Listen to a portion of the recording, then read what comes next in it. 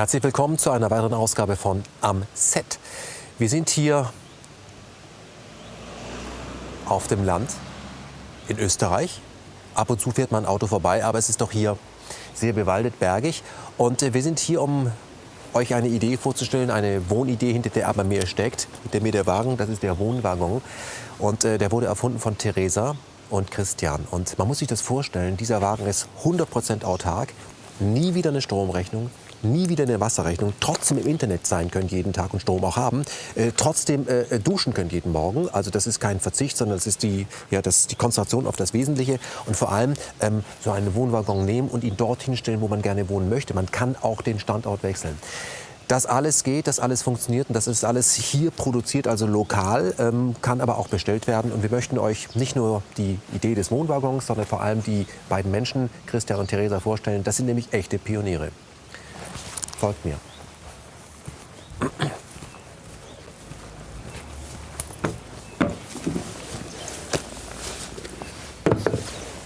Schuhe ziehe ich mal aus, weil wir laufen jetzt über einen Holzboden und da hat man sich überlegt, wir nehmen das Holz, was es schon gibt. Das sind 150 Jahre alte Bohlen. Ich glaube, die kommen aus einer alten Scheune und einer alten Schule. Die hat man aufgearbeitet, reingelegt und wenn man da drauf läuft, merkt man schon, okay, das Ding hat Geschichte.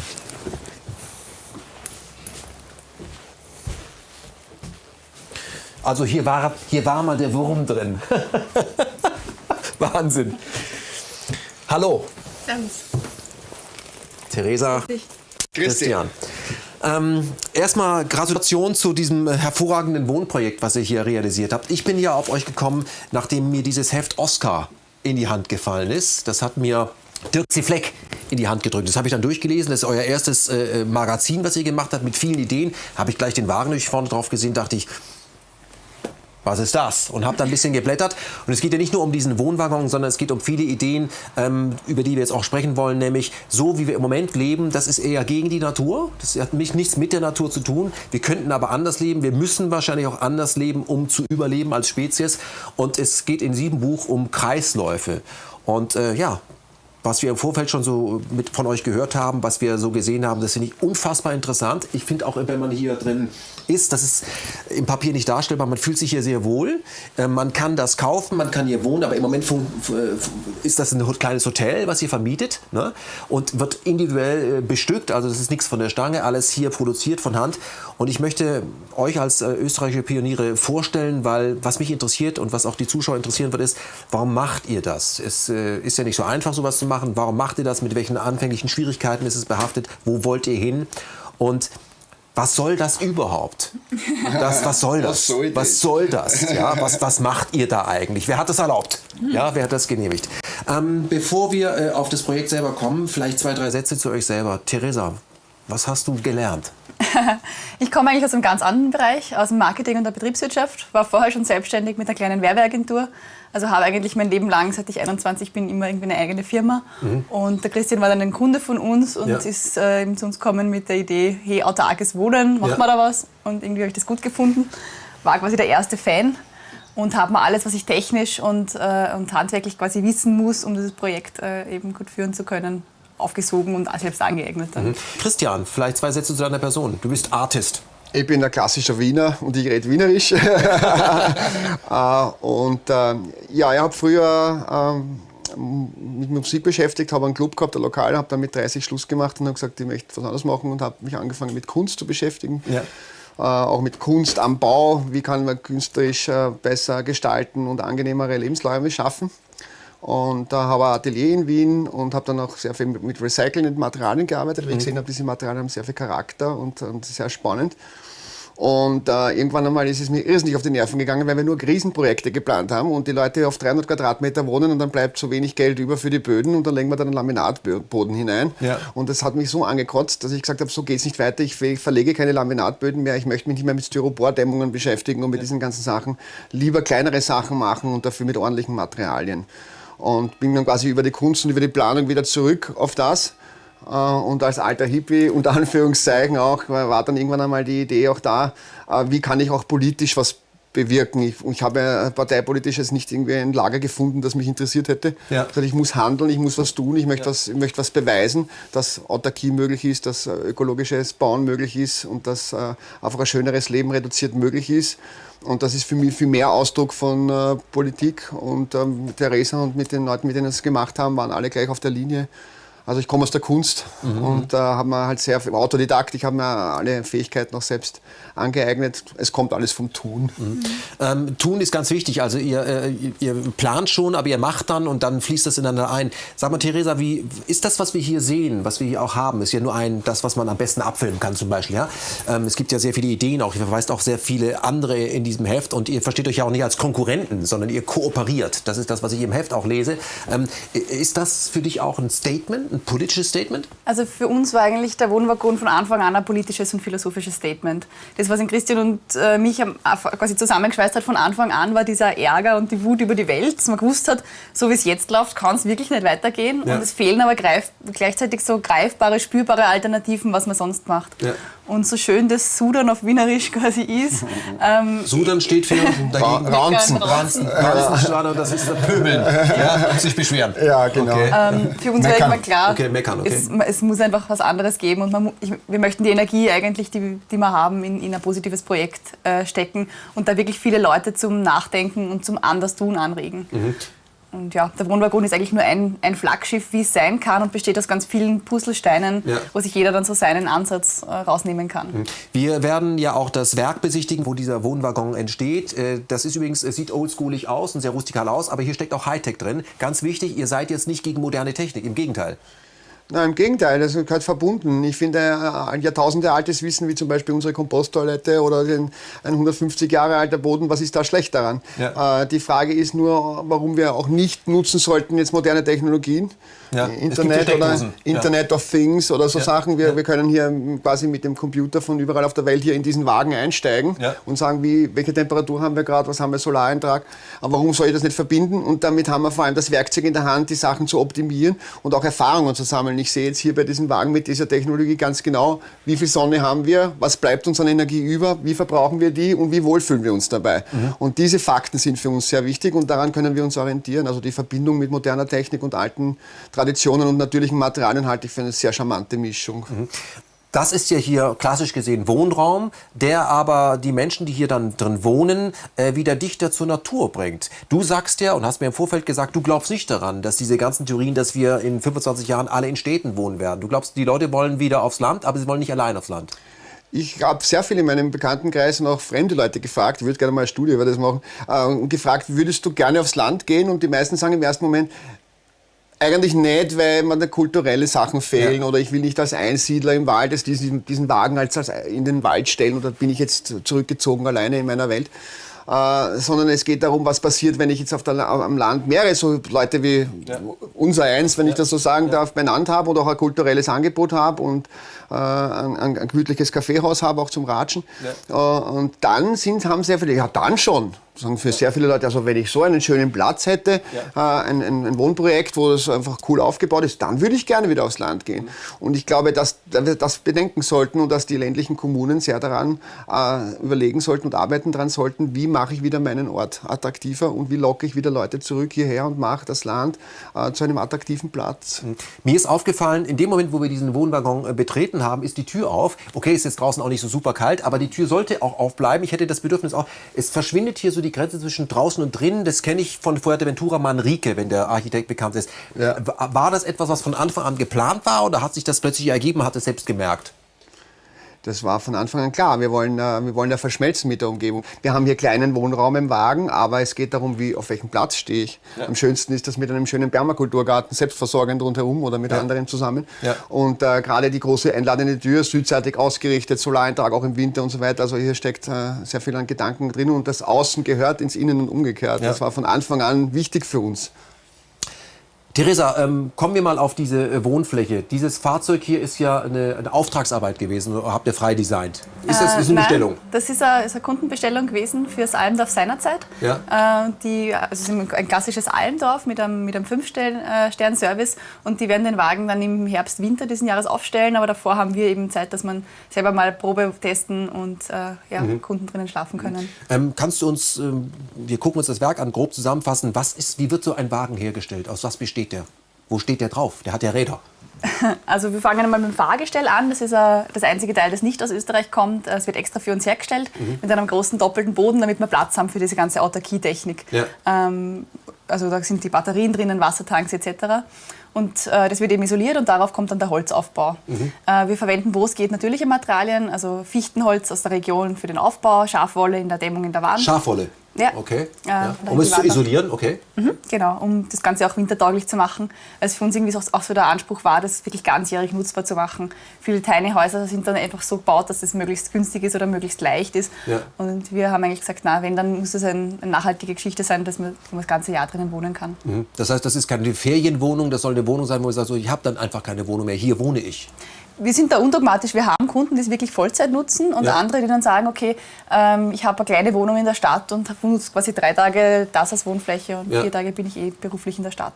Wir sind jetzt in der XXL-Version, weil ein normaler Bauwagen, nenne ich das jetzt mal, der ist ja schmaler, der ist jetzt hier, da ist angedockt, das ist jetzt hier fest verbaut. Man kann das aber auch eben so machen, dass man das praktisch rein und raus fährt. Das gibt's auch. Die Variante gibt's auch. Slide-out in Neudeutsch. Ja, genau. Können wir gerne machen oder auch fix dazustellen. Man muss aber dazu sagen, dass dieses Konzept ja nicht so gedacht ist, dass man halt jeden Tag von Campingplatz zu Campingplatz zieht. Dafür ist das Ding zu schwer. Ja.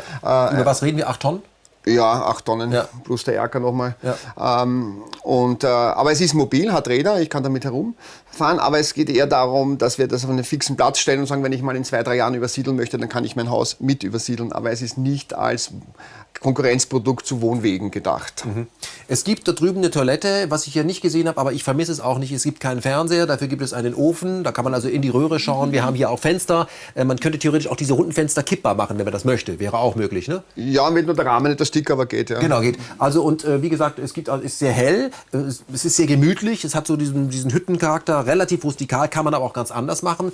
Ich sehe auch im Bad, das heißt ja wohl du designt, dass da sehr modernes Design verbaut ist. Das heißt, es muss nicht so super öko sein, wie das, sage ich mal, Operation Tübingen früher war in den späten 70ern, so eben nicht, sondern es kann auch den modernen Look haben. Kannst du uns die technische Seite dieses Fahrzeugs, weil ihr immer von autark sprecht, mal erklären? Ich habe in der Anmoderation gesagt, nie wieder Stromrechnung bezahlen, nie wieder an den Wasserkreislauf angesockt sein und trotzdem duschen können, trotzdem im Netz sein, auf nichts verzichten müssen. Wie geht denn das? Oder anders, das geht doch gar nicht. Ja, das haben wir am Anfang viel gehört. Es geht nie, vergiss das. Also das ist natürlich das muss man überhören und sich mal genau überlegen und das Ganze mal ein bisschen sezieren. Also die Stromgeschichte kann ich jetzt sagen, zum Beispiel für den Winter kleines Windrad, ansonsten fürs restliche Jahr genügt mir Photovoltaik. Hier sehen wir auch in der Technik, es werden die Wirkungsgrade immer höher. Oben ist eine Solarzelle auf dem Dach. Oben haben wir 4 Paneele und die Akkus sind im Keller verbaut. Ja. Wir können auch ans Netz uns anschließen, wenn wir wollen. Ja. Aber wir produzieren den Strom über Photovoltaik und über Wind. Und das reicht völlig aus, wenn wir mit LED-Lichtern arbeiten und wenn wir hier zum Beispiel nicht einen riesen Flatscreen den ganzen Tag laufen haben. Also es geht bei der Autarkie auch immer darum, wie bin ich eingestellt zu der ganzen Geschichte? Tue ich einfach verprassen, die Energie, oder benutze ich sie bewusst? Also damit ist einmal die Stromgeschichte weitgehend erledigt und das wird auch in der Zukunft nur einfacher, besser und noch die Wirkungsgrade werden steigen. Wir werden eine exponentielle Kurve sehen, immer höhere Wirkungsgrade, immer weniger Geld. Warmwasser erzeugen, wir haben ein Solarpanel, das Warmwasser erzeugt am Dach. Wie geht das? Also das heißt, die Sonne bestrahlt Vakuumpaneele und hier wird Wasser aufgewärmt. Ja. Das Wasser rennt im Kreislauf mit einem Pufferspeicher, der am Boden verbaut ist und der gibt die thermische Energie in den Pufferspeicher ab. Und von dort kann ich die Heizkörper ansteuern und ich kann Warmwasser damit produzieren. Wir haben also einen Wärmetauscher drinnen, der macht uns Warmwasser. Wie warm wird das denn? Wir haben jetzt bei diesen Wettertagen wie 50, 60 Grad kommen wir von selbst. Ja, circa, okay, man kann sich da auch nicht verbrühen, wenn man das möchte. Ja, also eben wenn die Sonne scheint, hat man einfach wirklich ausreichend Warmwasser zum Warmduschen. Und dieses Solarsystem ist verbunden mit einem wasserführenden Holzofen. Das heißt, wenn ich jetzt ein bisschen mehr Wärme brauche, ich möchte länger duschen oder was auch immer, oder es wird schon kälter draußen, dann kann ich hier mit dem Holzofen zuheizen, gebe diese thermische Energie zum Großteil nicht in den Raum ab, sondern wieder in diesen Pufferspeicher und von dort kann ich quasi die Wärme erzeugen. Und kann dann auch wieder die Heizung anfahren. Da ist ein Thermostatkopf drauf, da kann ich einstellen, ich will jetzt hier 20 Grad haben, wie in einem Haus. Ja, ja. Also ich brauche nicht so viel technisches Sachverständnis, es kann nicht schaden, aber es ist eben so, dass ich eben sage, okay, ich kann mich da, wenn ich sowas mir zulege, kann ich mich da reinfuchsen, ich muss nicht vorher bei der NASA studiert haben, um das hier bedienen zu können. Nein, es wird immer nur mit Wasser gekocht. Es wird immer so sehr mystisch getan, als würde die Installateure eine mystische Verbindung zum Gott der Installateure haben. Aber wenn man sich damit beschäftigt, ist es einfach eine klare physikalische Sache und die Sachen gibt es am Markt zu kaufen, die Komponenten, die wir machen, außer den Pufferspeicher, den gibt es so nicht liegend, aber im Prinzip ist das eine ganz klare, einfache Sache, Haustechnik heutzutage 2017. Also Warmwasser und Heizung ist damit einmal erledigt und noch dazu haben wir einen Elektroheizstab im Pufferspeicher drinnen. Das heißt, wenn ich jetzt die Batterien und die Akkus sind voll, ich habe immer noch Solareintrag oder Windenergie, dann kann ich das auch in Wärme umsetzen. Über den Elektroheizstab gebe ich diese Energie wieder ab in den Pufferspeicher. Jetzt habt ihr da drüben auch eine sehr, sehr schöne Dusche und aber auch eine Toilette. Und jetzt seid ihr nicht ans Wassernetz angeschlossen. Das kenne ich auch, das hieß früher Plumpsklo und das roch irgendwie komisch. Ist das jetzt hier auch so? Weil im Moment riecht es nicht so, sondern ich merke es eigentlich gar nicht. Ist absolut kein Plumpsklo. Also wir verwenden eine Biotoilette, das ist ein Trockentrennensystem, in Skandinavien schon recht weit verbreitet. Bei uns käme immer noch eher die Plumpsklo-Variante. Funktioniert relativ einfach über Trennung von Urin und Fäkalien. Ja. Das, was du beim Plumpsklo kennst, warum es grausig riecht, ist, weil dort durch die Vermischung von Urin und Fäkalien Gärprozesse entstehen. Dann bildet sich Ammoniak, das Ganze wird furchtbar grausliche Brühe. Ich habe gelesen, Urin ist ein Stoff, der sehr steril ist und der ein Rohstoff ist. Urin an sich ist keimfrei, enthält Phosphate, Stickstoffe, lauter Dinge, die wir in der Landwirtschaft hochaufwendig wieder chemisch herstellen, um unsere Felder zu düngen, hätten wir eigentlich verfügbar. Es gibt mittlerweile in Japan eigene Projekte in Schulen, wo der Urin gesammelt wird und verkauft wird auch als Rohstoff. Ja. Und also wir nutzen es halt im Kleinen einfach, sammeln das, kann man 1:10 mit Wasser verdünnen und direkt als Dünger verwenden. Dann ist so ein kleiner Bottich daneben mit so einem Erdprodukt drin, das war zugestreut, oder? Ist das so richtig? Ja, also diese Toilette funktioniert ohne Wasser. Ja. Eine Toilette ohne Wasser. Die funktioniert ohne Wasser. Ist eine Kopfgeschichte immer. Ja. Wir lernen immer, dass das Wasserklosett uns geheilt hat vor so vielen tausend Krankheiten. In Wahrheit ist es aber so, dass das wertvolle Ressourcen sind, die wir wieder in den Kreislauf zurückführen können. Also die Hygiene hat uns entkeimt quasi. Ja, genau. Aber wenn ich jetzt alles, früher hat man im Mittelalter einfach auf die Straße die Kanäle gelassen und dann hat man sich gewundert, dass die Ratten da herum und dann haben aber wenn wir das jetzt einmal nicht tun und eine vernünftige Trockentrenntoilette haben, wie wir sie hier verbaut haben, dann ist die Frage natürlich ein kleines Einstreu hinein, wenn ich große Geschäfte mache, damit auch geruchsbindend und feuchtigkeitsbindend. Und wir haben das mit der Firma Sonnenerde in Österreich entwickelt, dieses Einstreu. Da ist ein Drittelanteil ist Pflanzenkohle, natürliche Pflanzenkohle. Die Pflanzenkohle hat mikroskopisch gesehen eine Riesenoberfläche. 1 Gramm Kohle hat eine Fußballplatzgröße an Oberfläche und kann hervorragend Nährstoffe binden, Gerüche binden, Feuchtigkeit binden und gleichzeitig ist es ein hervorragendes Habitat für Mikroorganismen. Und die Mikroorganismen sind dafür verantwortlich, dass eine Kompostierung stattfindet. Und dazu haben wir in diesem Einstreu noch ein bisschen Gesteinsmehl und so Trockenflocken dazu und so weiter. Das heißt, wir bauen mit unserem WC einen Schwarzerde-Humus auf. Es ist also keine Chemie, die ich irgendwo aufwendig entlagern muss. Im Gegenteil, es ist keine Chemie im Spiel. Es ist eine rein natürliche Geschichte. Die alten Indios vor 1000 Jahren haben das auch gewusst, wie das geht und haben das gemacht. Die haben Terra Preta-Böden, sagt man dazu, erzeugt. Und außerdem ist es gebundenes CO2 letztlich. Und das ist ein stabiles Produkt, es bleibt 1000 Jahre stabil in der Erde und das wird nachher nachkompostiert, da haben wir einen Komposthaufen daneben, dann wird das hin und wieder ausgeleert, das Klo riecht überhaupt nicht. Wird nachkompostiert, kann man vermischen auch ganz normal mit den Bioabfällen vom Garten oder von der Küche. Dann lassen wir das mindestens ein halbes Jahr, je nach klimatischen Bedingungen, nachkompostieren. Weil je wärmer, desto besser geht die Kompostierung, damit auch wirklich, falls es pathogene Keime gibt im Stuhl, dass die auch wirklich umgewandelt sind. Und dann kann ich das ganz normal in meiner Umgebung ausbringen und damit den Boden wieder anreichern mit Kohlenstoff. Und damit kann der Boden wieder mehr Wasser binden und ich habe einen höheren Ertrag an Pflanzengemüse. Wasser binden, oben sind Pflanzen im Wasser, keine Hanfpflanzen. Könnte ich theoretisch auch hinstellen. Aber die haben oben eine Funktion, die Pflanzen. Ne? Die stehen ja nicht wegen der Optik. Also damit sind wir ja beim Wassersystem. Das heißt, das wichtigste Teil unseres Wassersystems ist, dass wir keine Fäkalien und kein Urin im Spiel haben, weil das ja durch die Komposttoilette erledigt ist. Das heißt, wir haben nur mehr Abwasser von der Dusche und von der Spüle in der Küche. Und wenn wir jetzt noch ein bisschen aufpassen auf biologische Seifen und Shampoos, dann ist das Wasser eigentlich nicht großartig verunreinigt. Und das schicken wir gleich aufs Dach hinauf und oben haben wir eine Pflanzenkläranlage und das sind 65 Mädels, die sind keine Tussen, die sind wirklich fit, sind winterhart und so weiter. Diese Pflanzen da oben, die kümmern sich drum. Die kümmern sich drum und die ernähren sich quasi von dem Schmutz in dem Wasser. Die finden das cool. Und von dieser Pflanzenkläranlage können wir das Wasser theoretisch wieder zurückholen ins System. Oder wir haben dazu eine Zisterne oder einen Teich und lassen das dort hinein, das Wasser. Und Ihr sammelt draußen auch Regenwasser in so einem schönen alten Weinfass. Genau. Das kann man einfach so trinken? Ist das kein Nein, das ist nicht Trinkwasser. Das ist, zum Gießen können wir es verwenden oder zum Waschen. Ja. Fürs Trinkwasser haben wir dann einen eigenen Filter noch, damit wir hundertprozentig sicher sind, dass das Trinkwasser ist. Insbesondere wenn Kinder im Spiel sind, ist das relativ spaßbefreit, da muss man aufpassen. Und da haben wir noch einen eigenen Trinkwasserfilter. Das besprechen wir aber dann mit dem Kunden, wie wichtig ist ihm das, wie hochwertig soll das Wasser sein, soll es noch energetisiert werden, ja, nein. Ja. Und es bekommt auch noch eine UV-Bestrahlung wegen der Keimsicherheit. Ja, ja. Und somit haben wir das Wasser eigentlich im Kreislauf. Mhm. Um so etwas zu bauen, da kommt doch sicherlich die ein oder andere Behörde, das Gesundheitsamt und sagt, was macht ihr denn da? Das ist gefährlich, was ihr da macht. Ja, also bei Wasser. Was dürfen denn dessen? Ja, aber wenn das Wasser, dann versuchen die ja, also das Wasser, wenn man das trinkt, dann kriegt man Ruhe, sagen die jetzt mal. Wie macht man das, dass das durch den TÜV kommt? Wir verwenden da einfach einen zertifizierten Trinkwasserfilter. Also das Filtergerät hat die TÜV-Prüfung und alle Wassertests bestanden. Und beim Brauchwasser, das wir versickern lassen, ist es quasi, kann man mit der lokalen Wasserbehörde das abstimmen. Ist aber nicht so aufwendig, wenn das eben nur in den Teich geht.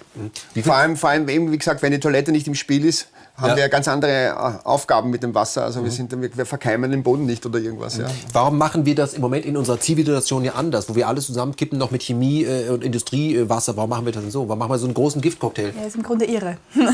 Also es gibt viele Dinge, wo nicht ganz klar ist, wieso wir das so machen als Gesellschaft, weil es sich halt so entwickelt hat und irgendwann war es bequemer und verdienen genug Leute dran an den Systemen, wie es jetzt aufgebaut ist.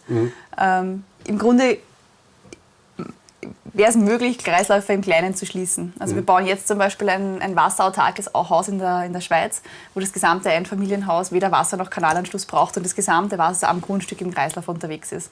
Gehen tut es. Im Moment ist es halt kostenaufwendiger, sich einfach irgendwo ans Netz zu hängen. Ja.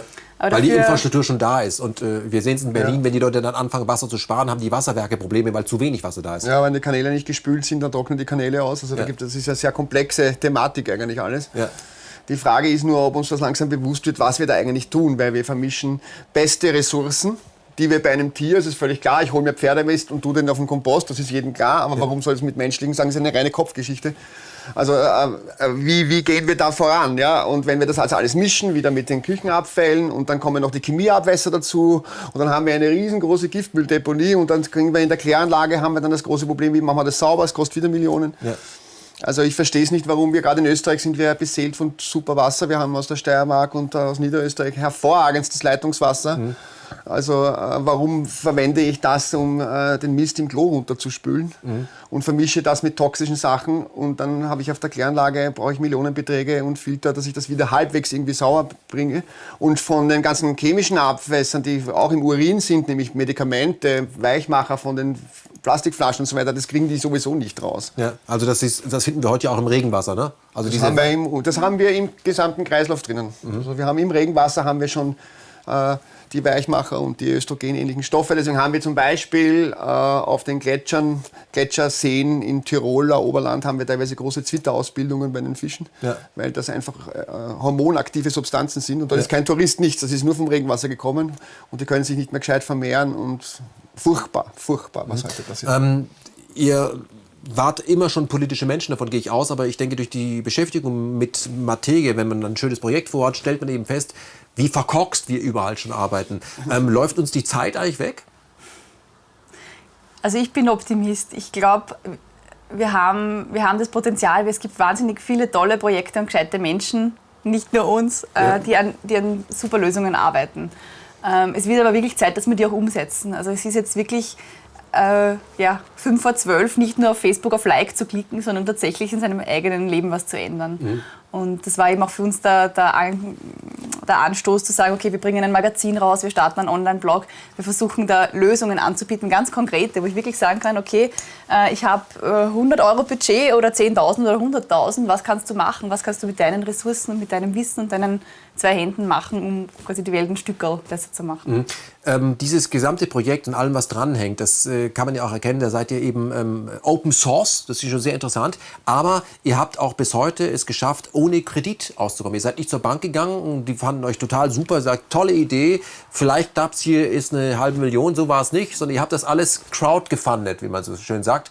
Und bisher läuft das wunderbar, auch mit den Bestellungen, die ihr macht. Und was ich interessant finde, wenn man das Heft durchblättert, dass ihr auch auf viele Kollegen verweist, die dazu beitragen, Nachhaltigkeit zu produzieren oder Umdenken, fürs Umdenken zu arbeiten und so anzustoßen. Aber könnt ihr mal konkret sagen, wann fing denn das an und wann musste das konkret werden und wie seid ihr denn dann vorgegangen?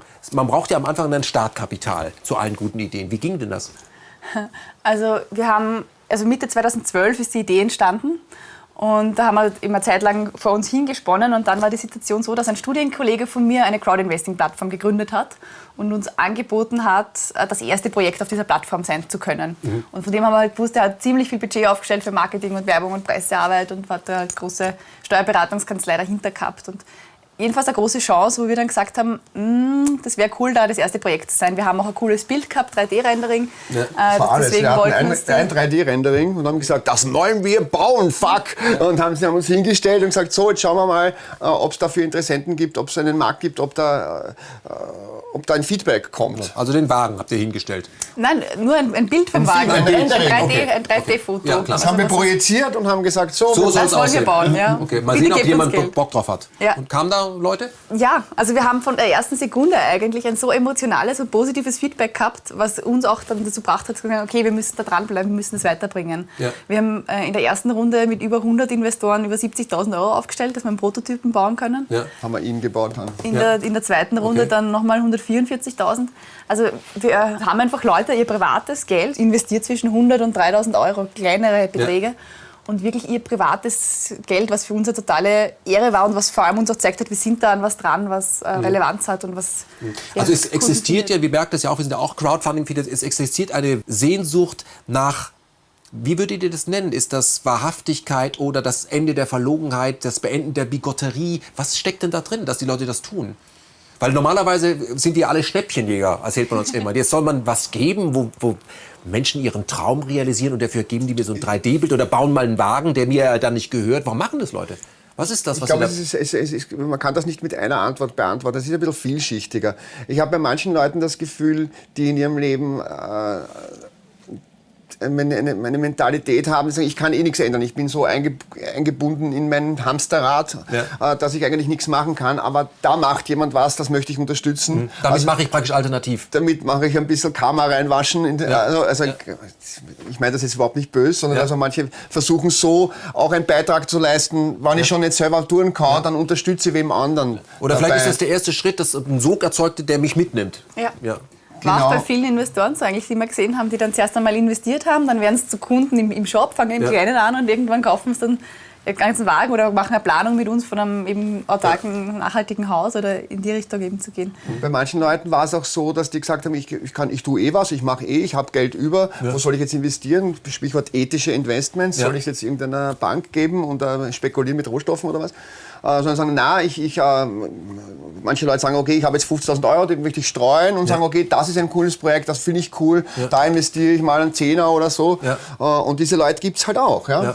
Also es sind nicht alle, die zu Geld gekommen sind, automatische Idioten.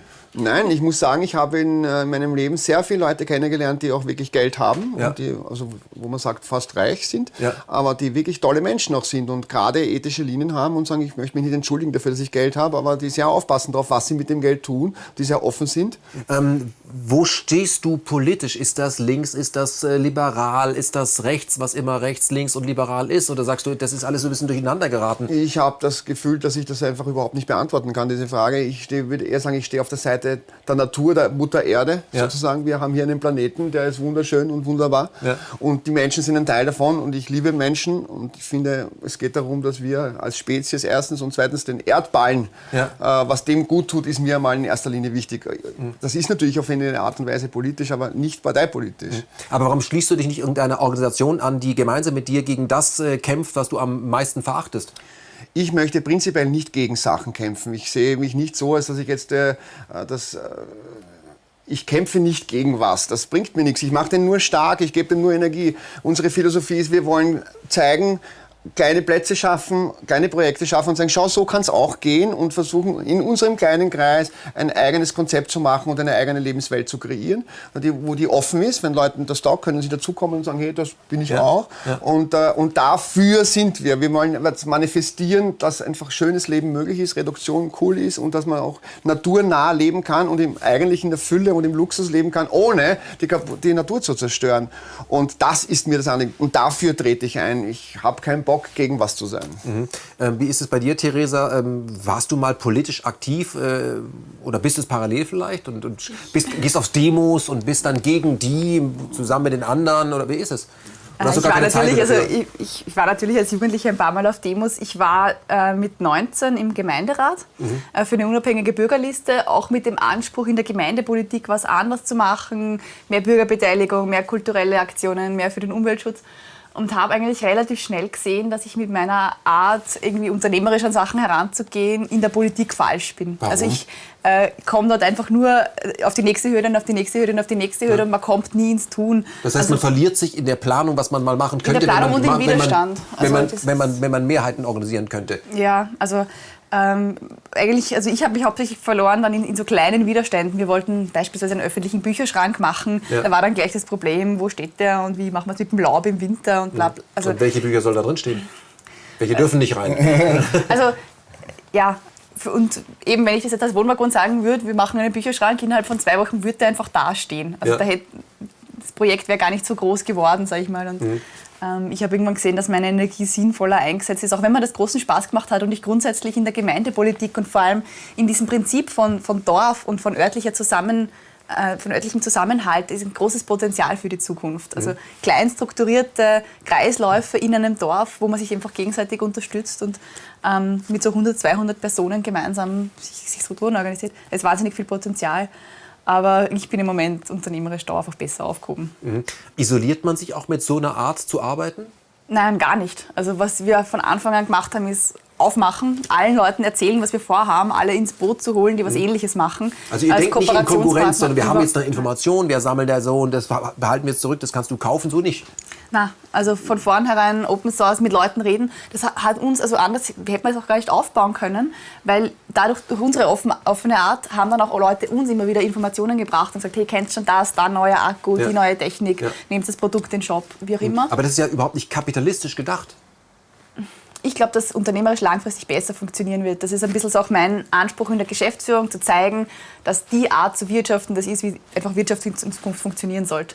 Miteinander und mit sinnvollen Austauschbeziehungen, die für alle Sinn machen. Würdest du dich denn als ein Pionier bezeichnen? Also ihr seid ein Start-up eigentlich. Also wir werden sicherlich von einigen so wahrgenommen. Ja. Wir selber empfinden uns als Forscher, als Entdecker und als wir kämpfen um eine bessere Welt. Also aber gehst du zur Arbeit? Überhaupt nicht. Ich kann überhaupt nicht unterscheiden zwischen privat und geschäftlich, weil das, was ich mache, deckt sich 100% mit meinen Interessen. Aber ist das nicht in der Form auch von Neoliberalismus, weil es ja total flexibel ist, kein Privatleben mehr zu haben? Erholst du dich von deiner Arbeit? Ich habe ja Privatleben.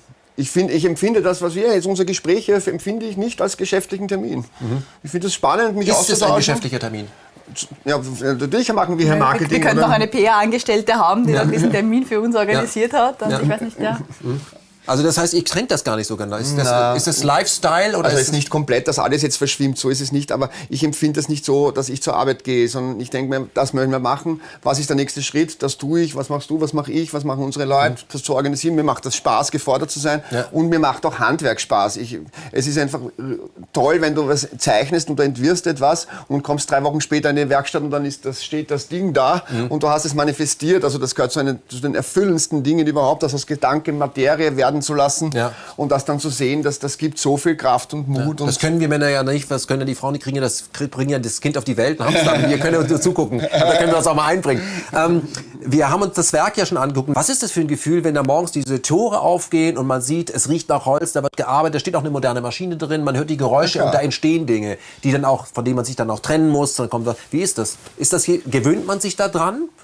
Wird man da professionell zu? Also oder ich kann jetzt nur für mich sprechen. Also für mich war das, was ich jetzt tue, vor 10 Jahren ein riesengroßer Traum, wo ich mir gedacht habe, wie kann ich das je realisieren, dass ich überhaupt in so einer Werkstatt überhaupt so an so große Projekte heranzugehen, frei, ohne dass ich jetzt den Kundendruck und Bankendruck und so weiter und du musst jetzt genau in diesem Kastel denken, diese Hütten, von denen produziere jetzt bitte 5000. Also das Weil morgen kommt der Typ von McKinsey und checkt das. Ja, und das würde mich also völlig wahnsinnig machen. Aber natürlich gehört eine Strukturiertheit dazu und eine klare Linie, aber ich bin erfüllt damit. Ich finde das ein Riesenfeeling. Ich komme da rein und sehe, das, was wir gestern oder letzte Woche gezeichnet haben und besprochen haben und uns ausgesucht haben, das wächst hier zusammen und dann ist auf einmal so, dann steht hier so ein Raum da, wir stellen uns auf eine Messe mit dem Teil jetzt letztens und dann kommen Leute allen Couleurs, allen Alters- und Geldschichten rein und sagen, oh, ich setze mich da jetzt her. Und dass so eine emotionelle, so ein Loslassen und so etwas Beruhigendes wird, das ist was Erfüllenderes kann es geben. Theresa, was ist das für ein Gefühl zu wissen, man wohnt dann in etwas, man zahlt keine Stromrechnung mehr, man zahlt keine Wasserrechnung, man muss aber trotzdem auf nichts verzichten und man braucht auch keinen Bankkredit, man braucht die alle nicht. Freiheit pur, ja. Merkt man das? Macht einen das stolz? Wie ist es? Schon, ja.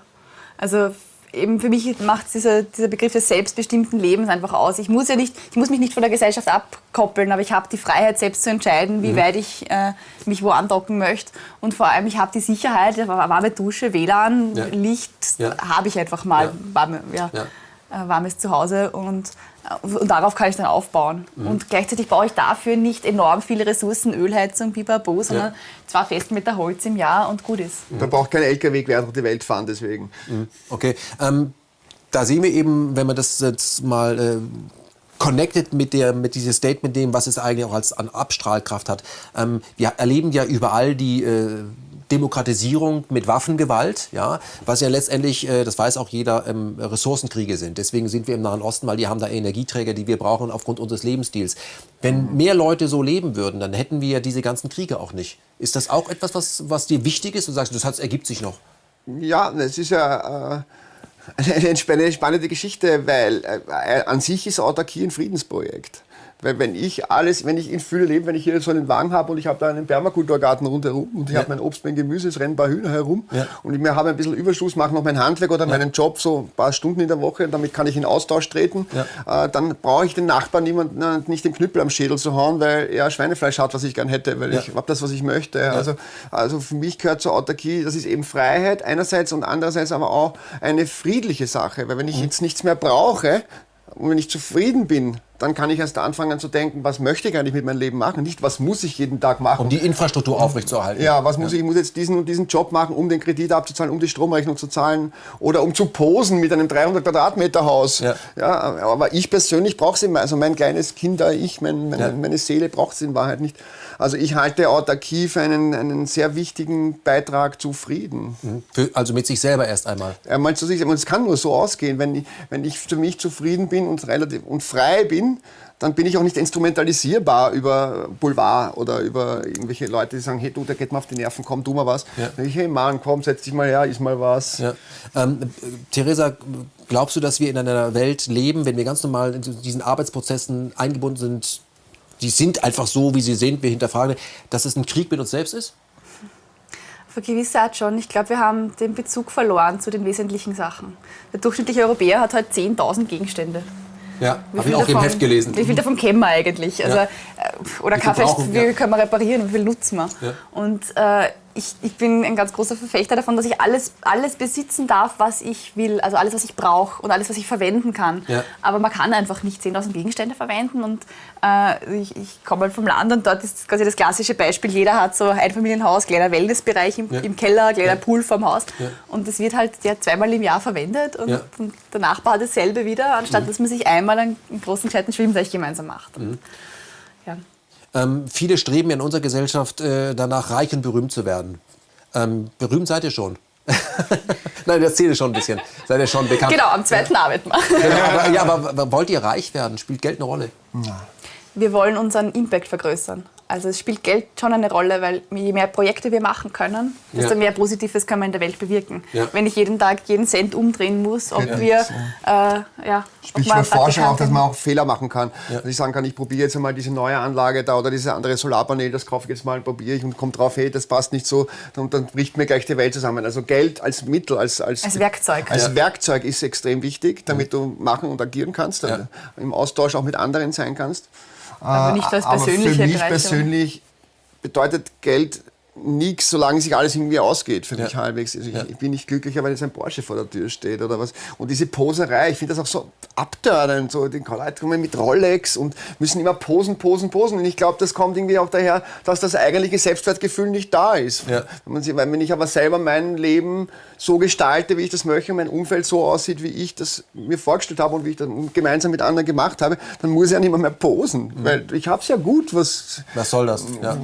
Ich bin von mir selber cool. Ja, so wie der Hüter sagt, wer glücklich ist, kauft nicht. Und das ist, und diese Prinzipien, die verstehe ich sehr wohl. Und es ist sogar eher so, je erfolgreicher wir mit diesem Projekt sind, desto ruhiger werde ich innerlich. Weil ich mir denke, wir machen es richtig, alles cool, die Umgebung, es passt. Und wir haben auch unheimlich viel, also nicht nur die Crowd-Investoren, sondern wir haben auch viele Leute, die zu uns kommen. Da kann ich mal mitarbeiten 2 Wochen bei euch in der Werkstatt. Ich darf was lernen und ich finde das Projekt toll und ich habe jetzt gerade Zeit. Und wir haben unheimlich viel so kleine Engeln, nennen wir sie immer, die uns einfach unterstützen oder uns multiplizieren, uns liken, uns mal vorbeikommen, uns empfehlen, mitarbeiten und dann entsteht eben dieses Miteinander, wenn man nicht auf Konkurrenz ist, sondern dann entsteht so eine ganz eigene Dynamik und die ist nicht erfüllend.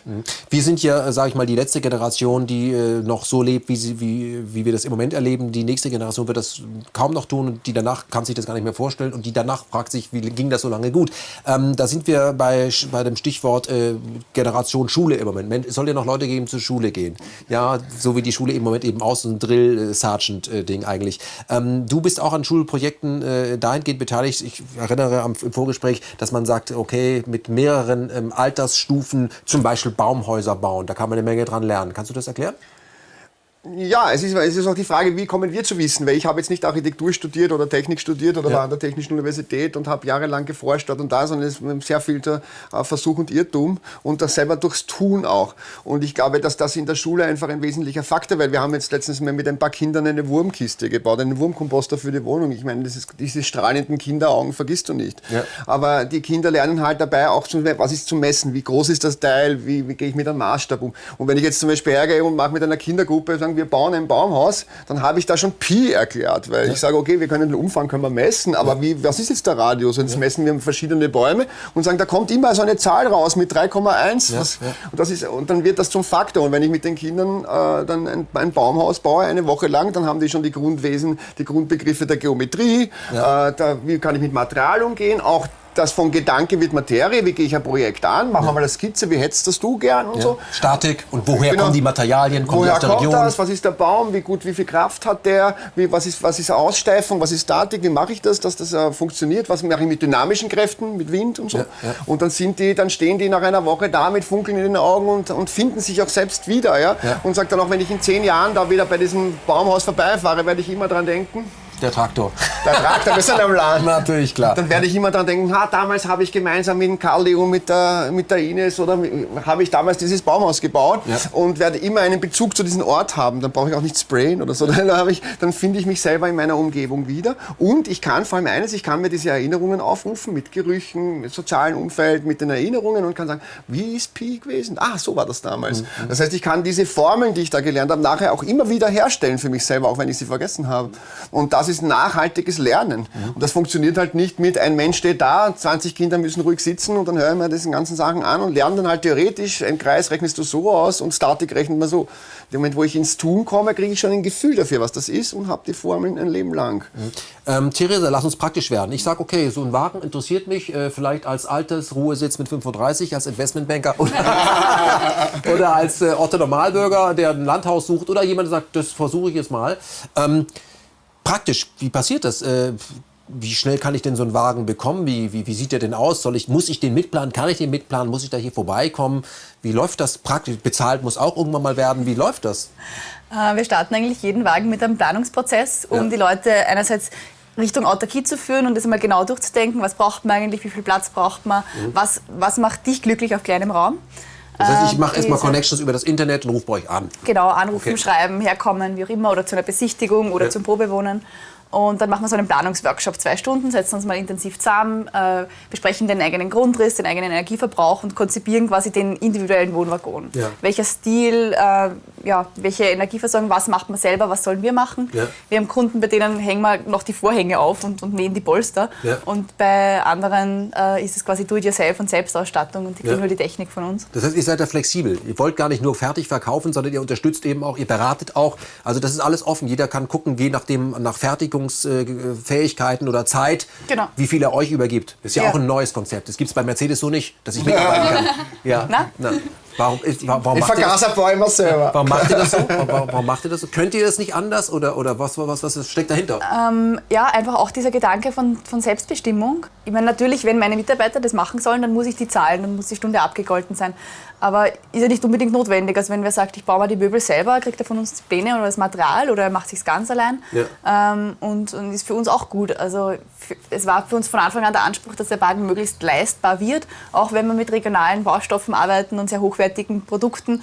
Und da ist es selber machen quasi eine Möglichkeit, ein bisschen einzusparen. Für eben ein paar junge Bärchen, die da jetzt gerade dran planen, die natürlich sagen, ja. Okay, der Wagen selber besteht ja zu großen Teilen aus Holz. Und dieses Holz ist nicht mit irgendwelchen Schutzmitteln lackiert. Na. Chemie ist das hier nicht. Wie geht denn das? Das muss man unbedingt machen, sonst geht das kaputt, habe ich mir sagen lassen. Holz, was länger als 2 Jahre draußen ist, muss gestrichen werden, sonst geht es kaputt. Das sind alles so Meme, das sind so Gehirn-Brainwash-Sachen. Das heißt, wie geht das mit dem? Was ist das? Seit Jahrhunderten gibt es Holzhütten, die teilweise heute noch stehen. Ja? Also natürlich passt man darauf, also unsere Außenfassade ist natürlich aus Lärche. Lärche hat sehr viel Harz und Öle. Das heißt, die Mikroorganismen können das Holz nicht zusammen. Das heißt, man muss wissen, welches Holz man wo einsetzt. Keine Frage.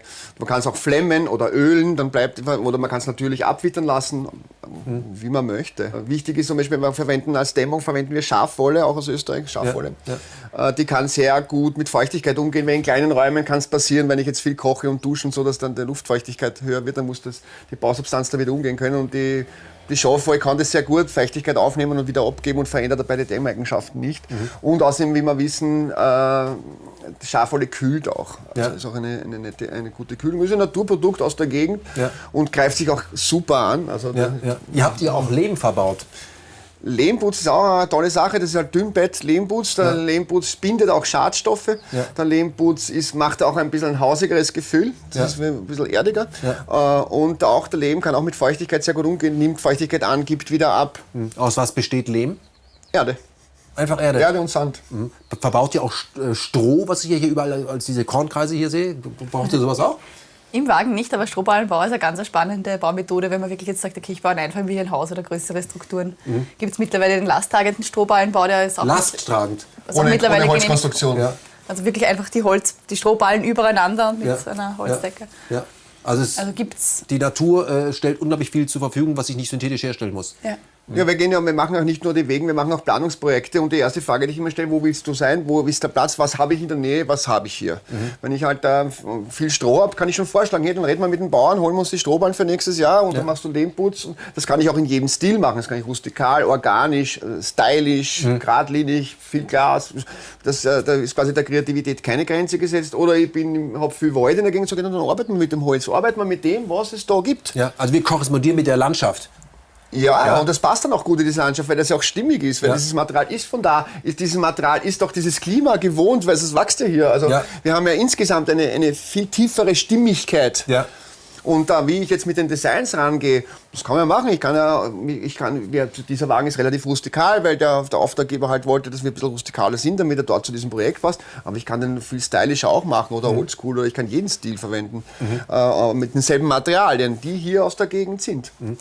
Jetzt macht ihr das nicht alles selber, sondern ihr habt eben auch Leute, die das gelernt haben. Man muss da die richtigen finden, vor allem, weil man auch in der Industrie oft lernt, dass gewisse Formen schon nicht gehen. Ihr habt eine runde Wand, das ist jetzt nicht so Standard. Ist das einfach, zu einem Holzprofi zu gehen und sagen, hallo, wir hätten gerne, was ihr da sonst baut, nur eben rund. Und dann sagen die, na, gar kein Problem, geben wir ein. Oder wie ist es? Oder stößt man da schon auf Grenzen, weil die nicht wollen oder sich das nicht vorstellen können?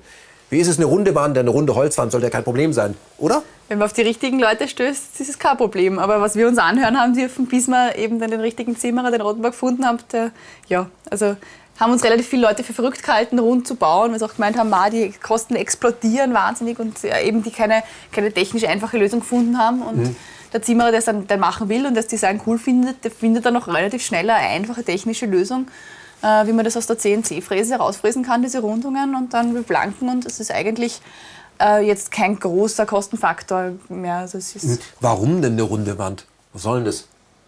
Das darfst du den Designer fragen.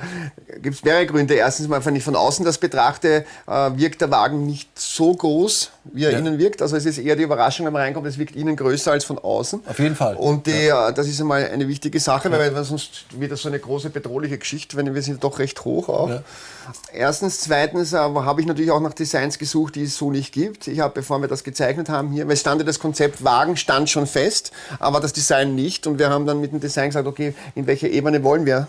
Und dann habe ich natürlich recherchiert, tagelang, was machen andere Wagenbauer, welche Designs gibt es. Ja? Und wollte natürlich nicht etwas nehmen, was es schon gibt. Ja. Und außerdem bin ich ein Fan von Rundungen. Wenn du in mein Atelier kommst, wirst du das auch sehen. Weil rund ist eine viel angenehmere Geschichte. Es wirkt viel ruhiger und angenehmer. Es natürlicher. Es ist menschlicher. Es ist natürlicher, menschlicher. Es ist auch die Geometrie der Natur in Wahrheit. Weil was habe ich für gerade Geschichten in der Natur? Ich habe die Natur ist nur rund. Ja. Symbol des Kreislaufs. Genau. Und es wirkt einfach viel stimmiger. Es ist viel näher. Es ist einfach viel angenehmer. Ja. Und diese kleine Ecke, die mir dann fehlt, ist in Fläche so wenig. Ja. Und ja, ich muss natürlich, dann kann ich nicht eine riesengroße Platten da in der Dusche reinmachen, weil ich muss rund arbeiten. Ja. Dann habe ich halt diese Voraussetzung. Aber ich habe etwas, was andere nicht haben. Ja? Und ich habe etwas, was sich stimmig anfühlt und was man auch nicht so leicht kopieren kann. Es kann jetzt nicht irgendeine Firma kommen aus Rumänien und sagen, die Idee kopieren wir, weil die stehen dann schon an bei den runden Sachen und denken sich, oh, das ist aber anspruchsvoll vom Handwerk. Ja. Also es hat auch ein bisschen was mit, wie soll ich das designmäßig schützen. Ja? Ja, ja. Und außerdem gehe ich bei diesen Planungen auch teilweise sehr intuitiv vor und da schauen wir an, was wirkt angenehm, wie kriegt der Raum eine gute Energie. Und dazu gehören Rundungen, dazu gehört Lehmputz und dazu gehört auch ein 100 Jahre alter Boden. Okay, ich interessiere mich jetzt für diesen Wagen und ich möchte ihn gerne haben. Und ich habe aber schon konkrete Vorstellungen, dass der bitte im September fertig sein soll. Wie sieht das aus? Wie viele Wägen oder wie lange braucht so ein Wagen, bis ich den haben kann? September wird ein bisschen knapp. Also wir haben normalerweise ab der ersten Anzahlung ein halbes Jahr. Kommt jetzt natürlich darauf an, wie die Fertigungssituation gerade in der Werkstatt ist. Aber also reine Bauzeit ist ungefähr 2 Monate und mit den ganzen Lieferzeiträumen dazwischen. Halbes Jahr muss man rechnen. Das heißt, viel von dem, was ihr hier dann zusammenbaut, wird bei euch in der Werkstatt hergestellt, aber ihr kauft eben auch zu. Ja. Genau, wir kaufen zu, beziehungsweise fertig zum Beispiel den Pufferspeicher, der wird auch extra für uns angefertigt in Oberösterreich und der hat einfach ein paar Wochen Produktionszeit, bis das Teil fertig ist. Kannst du in einfachen Worten erklären, was so ein Pufferspeicher ist? Ein Wärmespeicher. Also wie speichert ihr die Wärme? Von Heißwasser. Das heißt, das wird euch gebaut? Ja, genau. Also das ist einfach ein liegender Tank und wenn die Sonne scheint, dann speist eben die Solaranlage die Wärme in diesen Tank ein. Ja. Und wenn die Sonnenenergie nicht reicht, kann ich mit dem Holzofen auch ebenfalls einheizen und in diesen Tank Wärme einspeisen. Okay, also 2 Monate muss ich rechnen, je nachdem, wie individuell das sein soll, was ich an verrückten Ideen ja, auch wie es ausgestattet sein soll. Also je mehr man natürlich Richtung Detailausstattung von Beleuchtung über Vorhänge, über Möbel gehen. Ihr verbaut Altholz. Warum? Gibt es kein Neues? Natürlich gibt es genug Neues. Also ich weiß nicht, vor allem ein Altholzboden. Wir stehen auf Rädern. Ja? Ich meine, ich brauche ein bisschen Erdung auch und ich bin ja als kreativer Mensch eigentlich auch einer, der eher herumfliegt im Kopf. Also für mich wäre Dachgeschosswohnung nichts. Ja. Also für mich ist Erdung wichtig und ich glaube, dass auch vielen Leuten, vor allem aus der Stadt, Erdung fehlt. Und wenn ich einen fetten, coolen Holzboden habe, dann ist das schon mal eine gute Erdung und eine gute Basis. Das ist ein 4 cm dicker Holzboden. Und noch dazu ist es auch so, dass wenn das ein Altholz ist, er hat einen Charakter durch diese ganzen Wurmlöcher und durch die Kratzer und alles Mögliche. Die Würmer sind aber nicht drin. Nur die Würmer sind nicht drin. Das ist das Aufwendige an dem Boden. Wir tun den Boden eine Woche in eine Trockenkammer, dann wieder aufgeheizt auf 60 Grad. Falls noch ein Wurm drinnen ist, überlebt er das nicht. Und gleichzeitig ist das Holz auf 15% Restfeuchte runter getrocknet und dann erst fangen wir an, dann wird das gefalzt und dann wird der Boden hergerichtet. Und es hat einfach viel mehr Charakter, schaut viel schöner aus. Und es hat vor allem eine unterbewusste Wirkung, die sagt mir, mit jedem Kratzer wird der Boden nicht schlechter, sondern schöner. Ja. Dadurch macht es das Wohngefühl freier. Ja. Wenn ich jetzt einen hochglanz polierten Parkettboden daherlege oder noch schlimmer einen Laminatboden. Ja. Du sagst, das ist eine Tapete, ne? Ja, Laminatboden ist eine Fototapete auf Pappkarton, das muss man sich klar machen. Ja. Es ist einfach ich schaue aus wie ein Boden. Ja. Aber ich bin kein Boden. Ja. Und das merkst du, das macht was mit dir? Das macht was mit dir. Das erstens mal alleine schon akustisch akustisch, klapp, klapp, klapp, klapp, ist mal furchtbar. Ja. Und außerdem, wie stehst du da drauf? Das gibt ein bisschen nach und das ist überhaupt, was ist das? Ja. Das ist gar nichts. Ja? Ja. Also ein echter Holzboden hatte halt ganz andere Qualitäten, auch vom Raumgefühl her. Ja. Und ich habe einen viel besseren Stand auch am Boden. Und wie gesagt, auch dass die unbewusste Wirkung ist, das darf hier auch mal was ausgeschüttet werden oder es kann hier auch mal ein Kratzer passieren oder der Hund kommt und kratzt da was rein. Ja. Das macht ihn nur noch charaktervoller. Ja. Es lebt einfach. Es lebt. Und wir haben etwas aus der Vergangenheit da herübergeholt und verlängern die Laufzeit damit. Also warum sollen wir mal alles wegschmeißen? Heute wird so gebaut, dass wir nach 30 Jahren wegreißen und dann entsorgen. Ja. Und wenn ich das, was ich in Holz mache, das hält mir 100 Jahre und länger und wenn ich das nachher zerlege, muss ich es nicht entsorgen, sondern kann mit dem wieder was anderes bauen oder zur Not kann ich es sogar thermisch verwerten, indem ich sage, ich schiebe das in den Ofen und habe Wärme erzeugt. Das heißt, es entsteht hier in dieser Art von Bauweise überhaupt kein Müll. Ja, ja. Diese ganzen Produkte, die wir hier so sehen, die sind alle aus Materialien, die schon mal was anderes waren, ne? Ja, das war zum Beispiel, das ist eine eine alte Eiche aus einem Stadel, da sind sogar noch die alten Dübeln drinnen, die Holzdübeln, der war so eine Tramdecke war das mal und der war verdübelt. Das haben wir drinnen gelassen und das haben wir wieder stabverleimt und mit dem haben wir jetzt zum Beispiel diesen Tisch gemacht oder auch die Küchenmöbel drüben. Ihr habt keine Schraube locker, weil ihr benutzt gar keine Schrauben. Ja, beim Tisch, da sind schon ein paar Schrauben. Aber sonst im Gebäude nicht, ne? Nein, der Zimmerer, der Ottmar, hat eine große CNC-Fräse dort stehen und der fräst quasi die Zapfenverbindungen, fräst uns die Maschine raus. Dadurch brauchen wir keine Nägel und keine Winkel. Das würde auch zur Korrosion führen, weil dann, wenn wir eigentlich in der Bauphysik, dann haben wir Kondenswasser in der Wand, das würde sich dann beim Eisen absetzen und das fängt dann zum Rosten an. Das heißt, wir würden die Laufzeit verkürzen. Außerdem haben wir ja beim Wagen auch dynamische Kräfte, das heißt, wir müssen schauen, dass das alles, wenn wir uns bewegen, kann es sein, dass das Fahrgestell sich bewegt. Das heißt, wir haben ja ein paar Zentimeter, die wir haben und diese Verbindungen fangen das hervorragendst ab.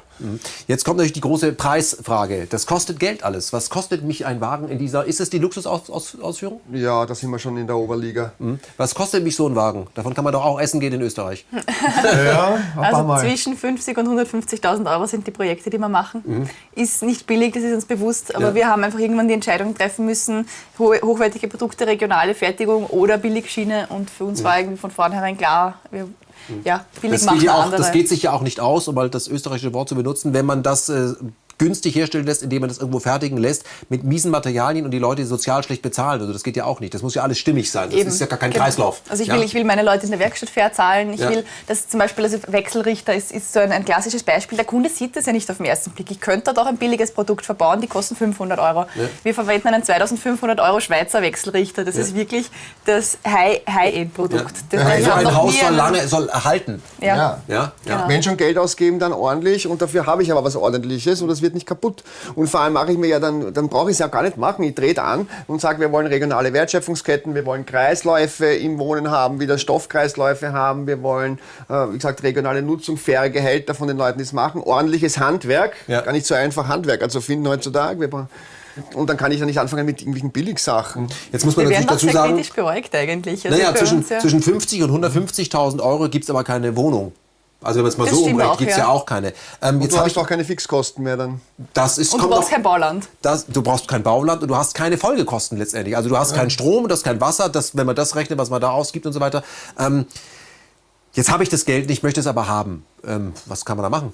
Wir haben ein paar Partner in der Finanzierung, also man kann es mit ein bisschen einem Eigenanteil eigentlich über die Bank ganz gut finanzieren. Ja. Was wir aber immer empfehlen, bevor man zur Bank geht, ist einmal sich Fragen zu trauen im Verwandtschaftskreis, ob man nicht da ein bisschen was zusammenbekommt. Auch das ist meistens mehr, als man glauben würde. Ja, und dass man in dem Moment das, was man so als Miete immer bezahlt, das kann man dann als Rückzahlung zum Beispiel machen, weil wir wohnen ja alle. Ihr habt vorhin im Vorgespräch auch die GLS-Bank genannt. Das heißt, es gibt auch durchaus Leute, die die Idee unterstützen und gute Konditionen anrufen. Also GLS ist immer so ein Partner, die machen ganz gute Konditionen. Wird auf dem Kunden natürlich maßgeschneidert, also sollte schon irgendwie nachweisen können, dass ich es zurückzahlen kann, die Rate.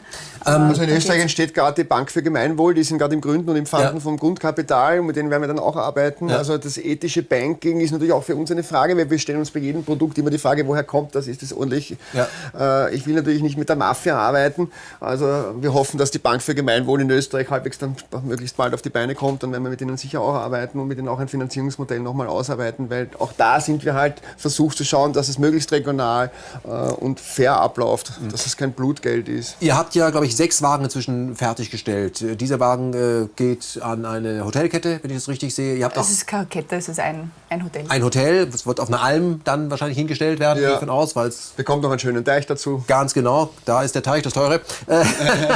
Und es geht ein Wagen nach Belgien. Was sind das für Kunden, die ihr habt? Haben die irgendwas gemeinsam? Ganz bunt gemischt, die Liebe zu Wohnwagen einziehen. Wir haben sehr, sehr bunt gemischte Kunden von jungen Pärchen, die sagen, sie hätten gern was Eigenes, wollen aber nicht für 500.000, 600.000, 700.000 Euro ein Haus bauen und Grund kaufen und Aufschließung und alles. 30 Jahre Kredit zahlen. Ja. Wir haben ältere Leute, denen das Haus zu groß wird und die sagen, ja, Kinder sind ausgezogen, eigentlich ich brauche nicht so viel, ich möchte mich reduzieren aufs Wesentliche, möchte wirklich wieder die Nähe zur Natur finden. Klassisch Zweitwohnsitze auch. Ja. Ein paar Unternehmer, die es wirklich als Hotel oder als Büro im Grünen nutzen.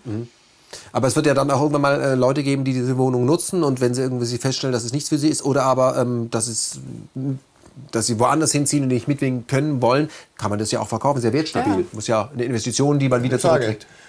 Der Sekundärmarkt wird es entstehen.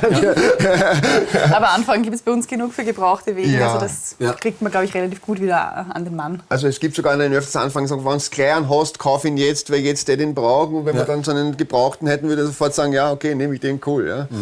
Wenn man anfängt, sich für so ein Projekt zu entscheiden, dann kann ich mir vorstellen, hat man eine Liste, was man alles braucht. Dann ist man in dem Projekt drin und stellt fest, man braucht wesentlich weniger. Was bei euch auch so? Oder habt ihr gemerkt, wir brauchen viel mehr? Wir haben vieles gar nicht bedacht. Oder hält sich das die Waage? Was meinst du? Na, mir ist es so gegangen, als wir angefangen haben, unser Projekt zu planen, dass wir gesagt, das, und haben wir plötzlich festgestellt, wir brauchen es eigentlich gar nicht. Viele Dinge, Probleme, die wir gedacht haben, die sich stellen würden, haben sich dann gar nicht gestellt. Gab es gar nicht. Naja, Autarkie ist schon ein komplexes Thema. Also es greift ja auch, wenn das überhaupt im kleinsten Raum, es greift ja alles ineinander. Ich habe ja den Strom, Wasser, und den Designanspruch auch. Und ich möchte auch nicht alles wieder wie bei Wohnwegen alles vollmüllen mit kleinen Räumlichkeiten. Und ich will ein bisschen einen Loftcharakter ja trotzdem haben. Und da sind schon Herausforderungen, weil in der Haustechnik zum Beispiel kriegst du für Häuser alles. Aber du kriegst nichts Professionelles downgesized auf diese Größe, weil da gibt es nur wieder in Plastik für die Wohnwagenszene. Und das ist dann wieder zu minderwertig, das wollen wir nicht verbauen. Also das haben wir eigentlich unterschätzt. Und wie gesagt, es gibt keinen liegenden Pufferspeicher, der wird für uns angefertigt. Also wir haben in der Recherche von Produkten und wie wir das alles unter einen Hut bringen auf engstem Platz, dass es trotzdem großzügig und frei wirkt, das ist komplexer und war aufwendiger, als wir gedacht haben. Du hast Unternehmensführung studiert. Wie ist es, mit Menschen zu arbeiten, die ja schon etwas älter sind als du und früher klassisch als Schreiner gearbeitet haben, die jetzt mit einer jungen Geschäftsführerin, nenne ich dich einfach mal, umgehen müssen, die ganz verrückte Ideen hat? Ist der unten Enden daherkommt. Ja, wie ist es? Hören die dir zu, sagen, was will die denn jetzt oder was ist es? Naja, also wie wir gegründet haben, war es schon noch manchmal so, dass die Leute glaubt haben, ich bin die Sekretärin und ich bringe jetzt gleich einen Kaffee. Ja. Mittlerweile habe ich mal ein ganz gutes Standing erarbeitet. Ja. Also ja, wir reden eigentlich mit allen Partnern total auf Augenhöhe. Ich kann technisch überall mitreden, ich kann alles mitverhandeln. Das sie Werk, ist tough, sie ist echt gut. Davon gehe ich stark aus. Das Werk, in dem ihr fertigen lasst, dieses Sägewerk, das sieht so aus, als würde es da schon länger stehen. Ja, also das ist ein ganz toller Familienbetrieb, ich glaube 3. Generation. Früher nur mit dem Fluss vor der Ecke. Ja? Genau. Ja. Und ist immer ein Familienbetrieb vom Ottmar Berger, machen normalerweise klassische Holzhäuser. Und das, was mir eben dort gefallen hat, war diese Kommunikation auf Augenhöhe von Anfang an. Er hat auch einfach an die Vision geglaubt. Also wir haben ihm erzählt, was wir vorhaben. Und der Ottmar hat uns damals auch ziemlich aus der Patsche geholfen im Firmenaufbau. Da war so eine Phase bei uns, wo man falsches Dach am Prototypen, Dach hat umgebaut werden müssen, wir aber kaum Kohle. Und war einfach wer, der sofort da war und sofort bereit, was zu tun und nicht nur darüber zu reden und 1000 Angebote zu schreiben, sondern auch einfach mal zu machen. Und da war irgendwie klar, dass es von der Stimmung her zusammenpasst. Und von der Philosophie. Was noch ganz spannend ist beim Ottmar, bei der Zimmerei Berger, ist diese Handschlagqualität. Weil ich habe ja viel früher Bauprojekte gemacht und da gehen jeder größere Auftrag über 50.000 € rennt schon der Anwalt mit. Ja. Und ich habe eher so das Gefühl, das sind alles Anwaltskanzleien mit Bauarbeitern in dieser Szene und du musst irrsinnig aufpassen, in jedem Kleingedruckten steckt irgendeine Falle und so kann ich nicht arbeiten. Das ist furchtbar. Ja? Und der Ottmar ist einfach Handschlag, so machen wir es und das passt. passt. Und wenn es einmal ein Problem gibt, setzt man sich zusammen, sagt, hey, du, das war dein Problem, das ist meins, komm, wie kommen wir zusammen, passt, erledigt, abgehakt und wir beschäftigen keine Juristen und machen keine großartigen. Und das ist das Besondere und das ist in unserem ganzen Netzwerk so, haben wir von Anfang an darauf geachtet, mit Partnerfirmen zu arbeiten, die Handschlagqualität haben. Und es ist gar nicht so einfach zu finden, aber diejenigen, die es haben, mit denen kann man arbeiten und dann geht auch was weiter und dann hast du nicht Entwicklungszeiten von 10 Jahren. Ja, weil man braucht einfach viel weniger ganze Vertragswerke und aufwendige Lizenz, bla bla. Mich fragen in der Geschäftswelt immer wieder Leute, ob wir mit allen ganz strenge Exklusivvereinbarungen haben, die da ausschließen, dass das und das und das. Und ich sage, nein, ich mache mir mit dem aus, wir arbeiten fair miteinander, wir wechseln nicht die Hersteller und die Partner wie die Unterhosen und dafür bescheißen nur weil der um 2 Euro billiger ist, sagen du, tut mir leid, ciao, der ist um 2 Euro billig. Oder Preisdruck, dieser ganze Quatsch. Ja, dieses ganze elende, dumme Spiel, das nichts bringt und das machen auch wir, das sind die wenigen, die das machen. Wenn zu mir jemand kommt und sagt, ich brauche ein Haus, dann geht zum Ottmar. Ja. Oder ich vermittle dem, oder alte Kunden von mir, sage ich, du, geh zum Harry, das ist ein super Tischler, der macht das. Und da gehe ich zum Harry und sage, ich brauche eine Provision von dir. Ja. Sondern das ist Leben und Leben lassen als prinzipielle Sache. Und wenn man das mit den richtigen Leuten macht, funktioniert das. Ich möchte etwas fragen, wo wir jetzt dran sind, was mich sehr interessiert ist. Ich meine, dass die klassische Holzszene, wenn es die denn gibt, also der klassische österreichische Holzbautyp, ich glaube, dass da einige Leute gesagt haben, oh, da kommen Spinner auf mich zu. Und die haben ihr Bild inzwischen revidiert. Haben gesagt, das sind gar keine Spinner, das sind Jungunternehmer, die erschließen einen Markt. Und der Gedanke dahinter, den verstehe ich langsam, aber meine Kinder verstehen ihn voll. Kann ich mir vorstellen, dass das passiert ist. Ja. Was ist bei euch passiert, als ihr auf dieses alte Handwerk traft? Habt ihr auch euer Bild revidieren müssen nach dem Motto, die sind nicht alle völlig spießig und verkorkst, sondern das ist vielleicht schwierig, die zu bekommen, aber wenn man sie mal hat, kann man sie begeistern. Ist das auch passiert?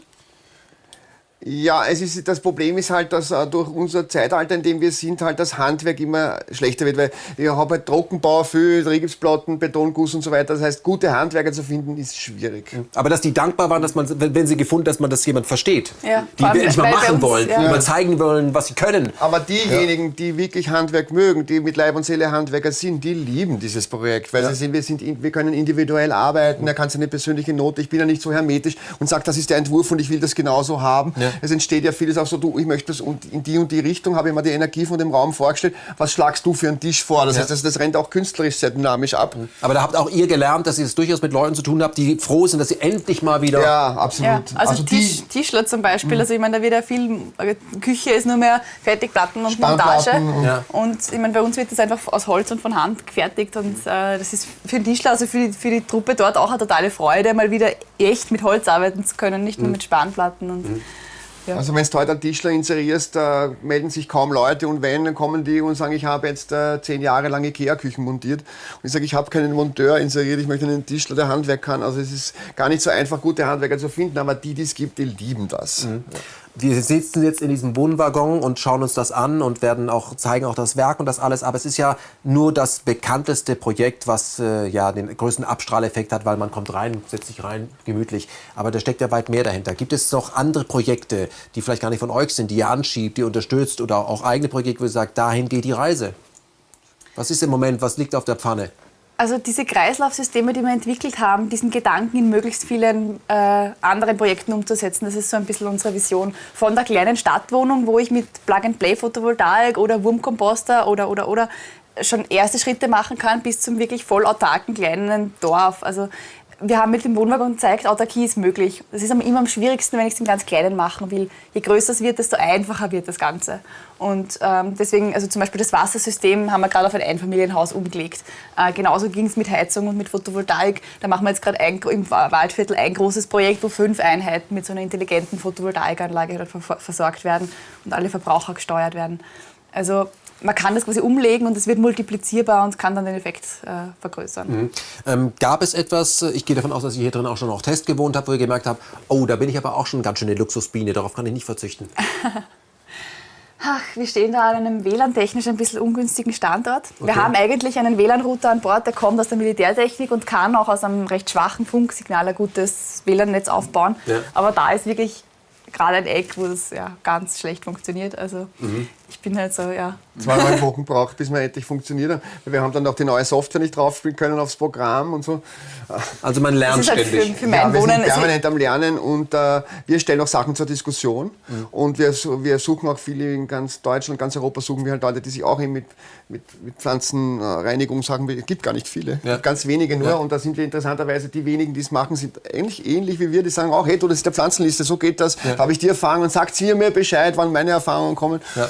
Also das ist permanent in Entwicklung und wird permanent verbessert und dann letztlich wiederum zum Schluss vereinfacht. Jetzt sind wir gerade wieder dort, dass wir sagen, wie kann ich es noch wieder einfacher kriegen, dass man weniger anfällig ist. Jetzt ist man verwöhnt, wenn man morgens eine Viertelstunde duscht und macht man übrigens nicht, wenn man Kinder hat, dann kann man gar nicht so lange duschen. Aber gut, man duscht jeden Tag und dann ist das Licht immer an und man ist ständig online und wie ist das, wenn man dann merkt, okay, Ressourcen sind endlich, weil dann wird das Wasser kalt, das ist jetzt nicht so super sexy. Wie macht man das? Duscht man einfach weniger? Kriegt man das schnell wieder auf die Reihe, dass man sich runter oder wie ist es? Oder gibt es Dinge, wo man merkt, ich schaff's einfach nicht mehr? Also beim Duschen ist halt bei uns eigentlich ganz witzig. Da habe ich zum Beispiel gemerkt, ich bin dann zu faul zum Einheizen. Also bei uns ist es so, wenn man 50 Grad im Buchverspeicher hat, dann geht sich eine halbwegs lauwarme Dusche für 5 bis 8 Minuten ganz gut aus. Ja. Wenn ich länger duschen will, dann müsste ich jetzt ein Feuer machen. Ja. Da überlege ich mir jetzt aber, ob mir das jetzt wert ist oder ob ich halt lieber kürzer dusche. Ja. Also bei mir war es so bei den Tagen, wo ich da jetzt dann Probe gewohnt habe, dass ich halt dann einfach gesagt habe, ja, dann halt kürzer. Ja. Also man wird irgendwie einfach genügsamer, wenn ich weiß, was für eine Arbeit dahinter steckt, um gewisse Ressourcen zu produzieren. Ansonsten aber, wenn mir diese Dusche jetzt wichtig wäre, dann mache ich halt ein Feuer, warte eine Viertelstunde und dann kann ich eine halbe Stunde auch duschen. Ja, und wenn du sagst, ich bin einer, der will jeden Tag 10 Minuten duschen, dann habe ich ein zweites Solarpanel einfach oben und habe einen größeren Pufferspeicher und dann richte ich schon den Wagen in der Planung so her und sage, auf diese Bedürfnisse nehmen wir Rücksicht. Und wenn du wirklich jetzt sagst, ich kann auch eine Badewanne hier einbauen, eine versenkte, und kann sagen, okay, wenn du jetzt gescheit baden willst, dann musst du am Nachmittag eben schon einheizen oder wir investieren mehr in die Haustechnik. Also das ist... Ich glaube, prinzipiell ist das Wichtigste, um auf dem Weg zur Autarkie, ist einmal sich zu überlegen, nicht was will ich, sondern was brauche ich. Was macht mich happy, ja, und nicht, was habe ich jetzt einfach nur, damit ich es habe. Ja. Und das ist schon einmal die halbe Geschichte, weil ich kann jetzt wie in der Passivhaus-Szene unheimlich viel herumdoktern mit Milliwatt-Bereich im Abfluss, Wärmetauscher und ich weiß nicht was. Während, wenn ich sage, ich dusche 2 Minuten weniger, habe ich das abgekürzt, die Geschichte. Also die Autarkie fängt damit an, zu überlegen, was brauche ich, was genügt mir für ein gutes Leben. Wenn ich weniger habe, dann nimmt das Wenige, was ich habe, mich auch nicht in Besitz. Das ist einmal die wesentlichste Geschichte, weil jeden Gegenstand, den du nicht selbst reparieren kannst und nicht selbst verstehst, besitzt der eigentlich dich nicht. Ja. Dann muss ich es versichern, warten, in Ordnung halten, abstauben, beheizen, weiß ich nicht. Also das ist, ich finde halt, dass in dieser Reduktion ein gewaltiges Luxuspotenzial besteht, das sich wirklich freier macht, weil du nicht so einen riesen Rucksack hast mit... Ich kenne Leute, die wohnen in ganz feudal in 400 Quadratmeter, die haben 3 Angestellte, damit du das überhaupt spülen kannst, die Nummer. Ja, das ist, dann bin ich Manager meines Lebens sozusagen und nur dafür, dass ich pose jetzt. Was benutze ich? Wie viel Quadratmeter von dieser 400 Quadratmeter Villa benutze ich dann tagtäglich? Gibt es ja dann wieder nur die 3 Lieblingsplätze, da Küche, da Anlage, da Terrasse. Der Rest verstaubt. Und der Rest ist Posen, verstaubt, ist irgendwas. Und da fängt Autarkie und das Lernen für sich selber mal an und dann kommen wir schon dorthin.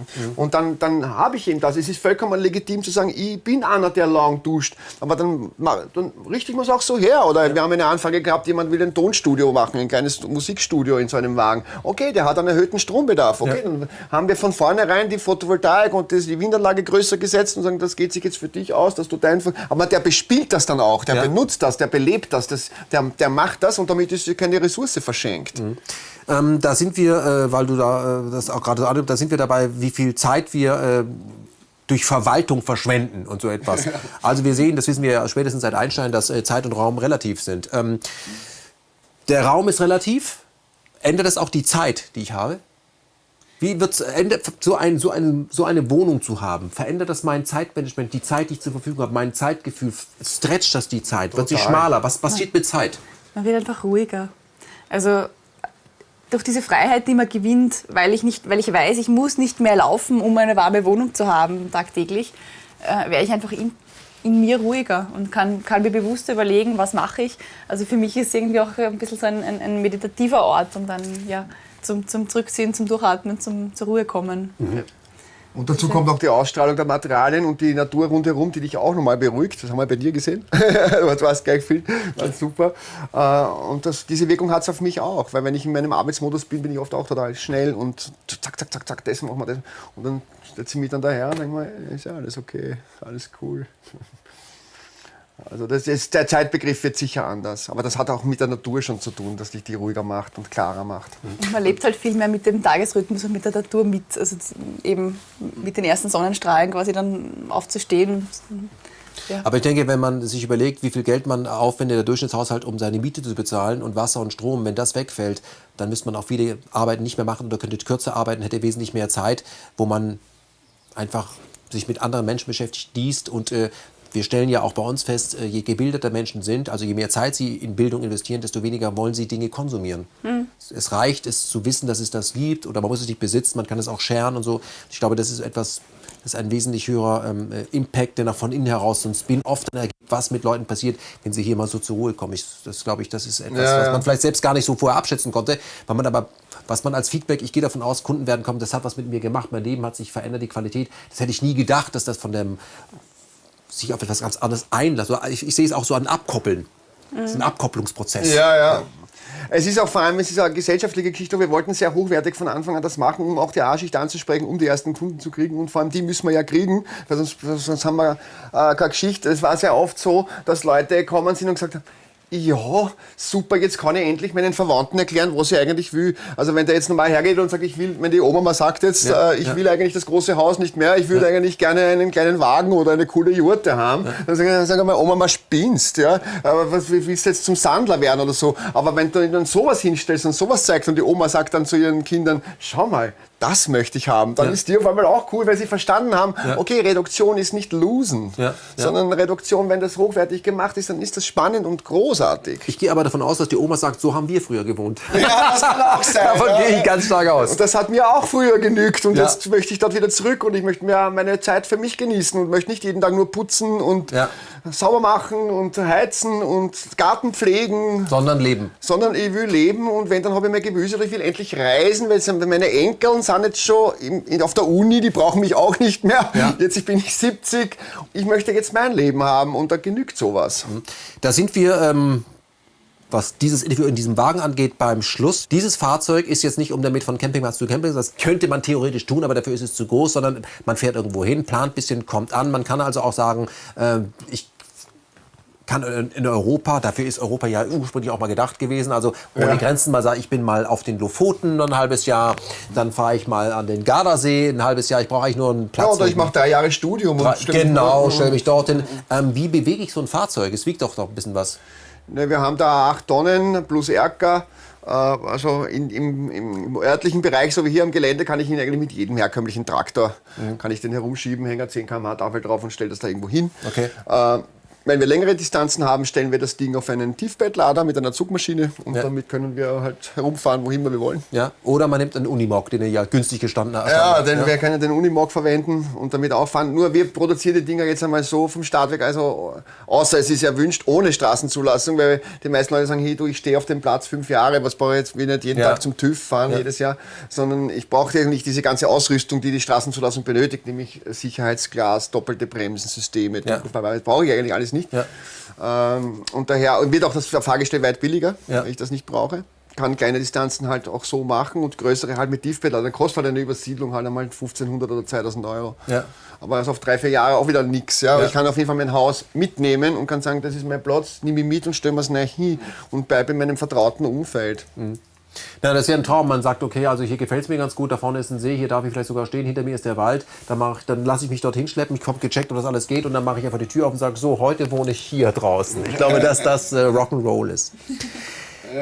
Vielen Dank für eure Zeit. Ich gehe davon aus, dass wir eine Menge Leute auf das Projekt aufmerksam machen werden. Ich hoffe, die eine oder andere Bestellung kommt rein und wir haben ja auch den Plan, dass wir sagen, wir könnten uns das durchaus vorstellen, aus einem solchen Wagen regelmäßig Sendungen zu machen, weil ich glaube, das ist die beste Art von Marketing, dass Leute, die hier drin sind, was das mit einem macht, Das ist einfach cool.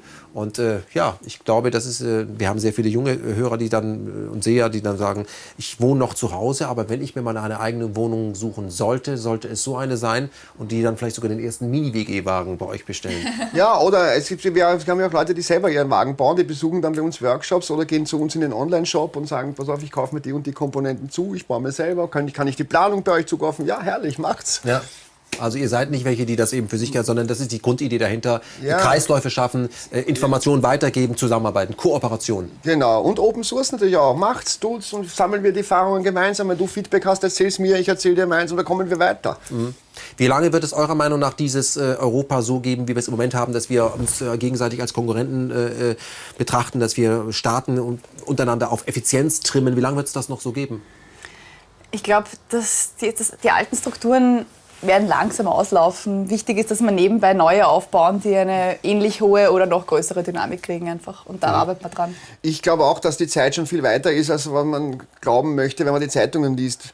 Weil wir haben, ich meine, mein Blick ist natürlich subjektiv, wir haben natürlich viele Interessenten, die schon noch weiter sind und die von Natur aus schon weiter denken. Aber ich habe das Gefühl, dass die Bevölkerung und teilweise junge Leute, die nachkommen, schon viel, viel weiter sind, schon viel mehr in diesen Projekten drinnen sind. Nur ist das bei der Politik oben im Ministerien und im Parlament noch nicht angekommen. Ich habe immer so das Gefühl, wenn ich das sehe, was diese sagen, das ist so weit weg von dem, was meine Realitätserfahrung ist. Ja. Also ich glaube, Schwarz-Weiß-Film letztendlich. Ja, es ist irgendwie so surreal für mich. Ich denke, wir haben da Tage, da kommen Leute und umarmen dich und freuen sich über die Info, geben dir das und so funktioniert das und der liefert das. Und dann kommst du am Abend hin, schaust du in die Nachrichtensendung und denkst, was ist das? Das hat mit dem überhaupt nichts zu tun, was in der Welt kommt. Also ich glaube, dass das, was nach außen dargestellt ist, einfach sehr viel Propaganda ist und dass die Menschen in Wahrheit viel weiter sind. Und wir kennen sehr viele Projekte, die ähnlich strukturiert sind von der Grundphilosophie her. Und wir sehen immer mehr kleine Dynamiken, Firmen, Projekte, Vereine, die einfach ganz andere Denkmuster schon haben, so in diesem Sinne. Und die werden einfach immer mehr Beispiele setzen dafür, wie es funktionieren kann. Und damit wird irgendwann einmal der Schwachsinn, den wir da jeden Tag hören, obsolet, hoffentlich. Theresa, letzte Frage an dich. Du sollst das Schlusswort quasi haben. Ich glaube, wenn man in ein solches Projekt springt, irgendwann muss man ja den Step machen, es zu tun, ein Unternehmen quasi zu gründen. Da hat man es ja auch mit Ängsten zu tun, ob man das alles schafft. Ich kann mir vorstellen, da gibt es auch die eine oder andere schlaflose Nacht, wo man denkt, hoffentlich geht es gut. Wie hast du die Angst überwunden, diesen Schritt zu machen?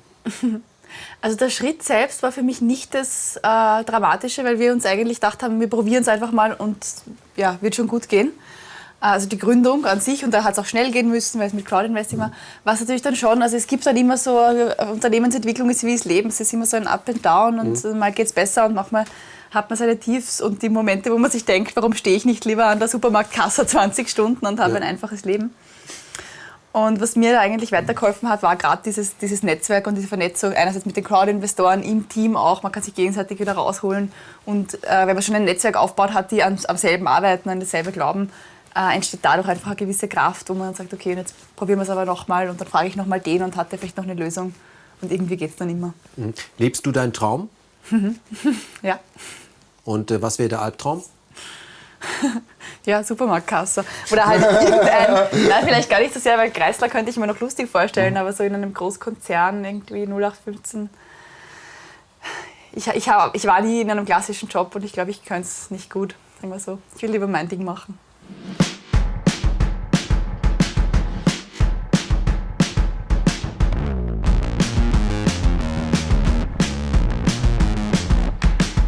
Wir sind jetzt hier im Stammhaus. Auch hier werden Teile des Wohnwaggons gefertigt, ne? Ja, wir sind in der Zimmerei Berger beim Ottmar, Familienbetrieb. Wir machen keine Metallverbindungen, es wird alles gefräst auf Schwalbenschwanzverbindungen und ähnliche Verbindungen. Und die CNC-Fräse hinter uns, die bekommt das quasi vorgezeichnet digital vom Computer und die fräst uns das alles aus. Und hier wird auch der Aufbau vom Wohnwaggon gemacht und Dachböden oder Blockhäuser, Holzhäuser und das kann man auch zum Mitnehmen bestellen und selber zusammenbauen. Wie ein Kit, also ist hier ohne Schrauben funktioniert das, es ist nummeriert, das kann man sich liefern lassen und das ist eben alles so, dass es ja eigentlich nur noch zusammengebaut werden muss. Genau so ist es, das ist genau geplant und das wird zusammengeklopft dann mit teilweise sehr großen Hämmern. Das ist richtig. Ja, und wird maximal mit einer Schraube geankert, aber sonst passiert da gar nichts. Wird nicht weder geleimt noch Winkelverbindungen noch irgendwas. Das heißt, hier entsteht nicht nur das, was ihr wollt, sondern hier stehen auch andere Sachen. Ja, hier entstehen, wie gesagt, Dachstühle, Blockhäuser, Hütten, Holzhäuser jeder Art, Aufbauten, Carports, everything. Vor der Tür sieht man noch den Fluss, der dem Dorf und dem Tal den Namen gegeben hat. Ja, das ist die Pisting und die hat früher das Sägewerk, das werden wir vielleicht nachher noch hinschauen, das Sägewerk betrieben hat. Nur mittlerweile geht sich mit der Energie nicht mehr ganz aus, deswegen hat man da jetzt Starkstrom, 32 Ampere. Okay. Es wird der Tag kommen, da werden hier oben Solarzellen sein und das Ganze wird selber erzeugte Energie, oder? Ja, ja, hier ist jemand stark am Weg. Es ist auch aus den Resten, die die CNC-Fräse produziert, werden Hackschnitzel gemacht, damit wird die Trockenanlage beheizt. Die Heizung des ganzen Geländes kommt von hier und es wird auch schrittweise sicherlich noch autarker werden hier. Was dieses Medium leider nicht transportieren kann, wie toll es hier riecht. Ja, nach Holz. Ich liebe ja diese ganzen Holzbetriebe, es ist einfach Wahnsinn. Ja, ich mag das. Okay, dann lass uns mal zur Werkstatt rüber gehen, wo mehrere Wagen gerade in Montage sind. Okay, machen wir das. Gehen wir rüber. Ja. Dieses Fahrzeug ist in progress. Wie lange wird es noch brauchen, bis es fertig ist? Na, 3-4 Wochen brauchen wir sicher noch. Haustechnik fehlt noch einiges. Der Ofen ist noch nicht da. Wir sehen hier das Fahrgestell unten, das ist schon unten isoliert. Das heißt, wir haben die Wärmedämmung hier auf der Seite schon unten. Ja. Jetzt passiert gerade der Wandaufbau und die Verrohrung und die Elektrifizierung. Und parallel dazu werden jetzt unten die Haustechnik eingebaut hier. Okay. Wohin wird der Wagen verkauft? Der kommt nach Belgien zu einem Schäfer. Ein richtiger Schäfer, so mit Schafen und so? Ja, genau. Das wird also während er auf die Schafe aufpasst, seine Behausung werden? Ganz genau so ist es. Da kriegt er Vollausstattung, Vollertrag, da kriegt sogar die größte Paneele und alles. Das ganze Dach wird zugepflastert mit Paneelen, weil der will wirklich ganz unabhängig sein. Also richtig off the grid, wie man sagt. Und der hat sogar seine Wohnung verkauft und sagt, das ist jetzt sein Haus und das wird ein Hauptwohnsitz. Mhm. Und die Schafwolle, mit der gedämmt wird, ist das die Schafwolle, die er selbst anliefert? Nein. Nein, das ist es nicht, weil wir kriegen die Schafwolle hier aus der Region. Also wir sind Oberösterreich kriegen wir die Schafwolle her. Also wir nehmen regionale Materialien und wir holen uns die Schafwolle nicht aus Belgien. Das ist das Innenleben, ist ein bisschen aufgebaut wie so ein Schiff, ne? Eigentlich. Ja, ja, die Arche Noah. Ja, also ein Schiff, es ist unten gedämmt, das ist auch komplett wasserdicht alles und thermisch isoliert und da kommt jetzt die ganze Haustechnik rein und was die Haustechnik überleistet, ist Stauraum, vor allem für die Damen wichtig. Richtig, also quasi wie so ein kleiner Keller. Genau, also ein kleiner Keller, der ist auch hoch genug, dass man drin herumklettern kann. Die Verrohrung bleibt hier komplett offen, das heißt, wir können später jederzeit Wartungsarbeiten durchführen oder was ändern oder was ausbauen, umbauen. Man kann auch den Wagen so kaufen, dass er noch leer ist und man schlägt das Netz an und sagt, später möchte ich noch ausbauen. Dann kann ich das in 2-3 Jahren, gehe ich da runter und schließe mich an. Dieser Wagen ist ja, wie du gerade gesagt hast, für diesen Schäfer aus Belgien. Ja, genau. Ja, und der hat also rechts und links, also hinten ist rund und der Rest ist aber jetzt doch individuell. Der wird sich unterscheiden von anderen Wagen, oder? Ja, ja, denn der Aufbau und die Maße vom Fahrgestell und vom Ständerwerk ist eigentlich immer gleich. Aber wir können hier individualisieren. Da kommt das Bett rein da drüben in der Rundung. Und da, wo der Kameramann gerade steht, ist der Erker dann. Also wir schauen jetzt durch. Hier ist der Eingang. Slider quasi der kriegt dann einen Slide, ja, so wie wir das vorher im Wagen gesehen haben. Und der Stefan macht jetzt gerade die Haustechnik, macht gerade die Elektrifizierung und die ersten Wassersachen montiert er gerade. Und wenn wir hier ein bisschen dann schwenken, sehen wir haben außen die Lerchenschalung, dann kommt das Ständerwerk, dazwischen ist eine Membran, das ist eine sogenannte Windbremse, dass uns keinen Wind und kein Zug reindrückt, das würde auch wieder Kondenswasser verursachen. Jetzt kommt die ganze Haustechnik hinein und dann wird das mit Schafwolle verfüllt. Dann kommt innen noch eine sogenannte Dampfbremse und dann machen wir die Innenverkleidung, die ist dann teilweise Lehm und teilweise Fichtenschallung. Atmet dieses Gebäude? Das ist komplett diffusionsoffen und atmet, ja. Und macht es Geräusche? Also Holz lebt ja, sagt man, ne? Das ist ja, es kann vielleicht hin und wieder mal ein bisschen was knarzen oder grumbeln, aber mehr eigentlich nicht. Was wir ein bisschen aufpassen müssen, ist mit den Umlaufpumpen und mit den Druckpumpen und so weiter, dass wenn die zum Reisen anfangen, da haben wir ein leichtes Brummen. Da sind wir gerade dabei, dass wir jetzt so einen Schallschutzkasten drüber machen. Wenn man am Abend im Bett liegt, könnte es sein, dass man die Pumpe hört. Okay, es soll aber eben schön leise sein, damit der Schäfer nur die Schafe hört oder den Wolf. Genau, und gewisse Pumpfunktionen machen wir dann einfach zum Beispiel nur am Tag und in der Nacht macht man das gar nicht. Also wenn Wasser raufpumpen aufs Dach, machen wir in der Nacht nicht. Und jetzt kriegt es noch einen Schallschutzkasten fertig. Wie sieht es mit der Innenverkleidung, dem Holz und sowas aus? Das ist alles individuell wählbar? Der Aufbau nicht. Das ist ein Fichtenfachwerkaufbau, der wird so gemacht. Die Schafwolle wir haben letztens einen Veganer gehabt, der hat angefragt, der wollte irgendwie einen Thermohanf statt Schafwolle haben, also das kann man sich aussuchen. Und oben die Deckenplatte, die steift uns gleich aus, das ist eine 8 cm Vollholzplatte. Die buffert uns die Feuchtigkeit und die Farbe, die ich dann drauf mit, ist individuell, aber an sich ist das die Untersicht, die so fix bleibt. Was man sich aussuchen kann, ist, welche Art von Fenster. Das ist zum Beispiel hier Lärche Natur. Man kann genauso gefärbte Lärchen oder Fichte in allen Farben haben oder was auch immer. Also das ist alles individuell. Die meisten der Produkte, die hier angefahren werden, um das zusammenzubauen, sind hier aus Österreich, aus der Region?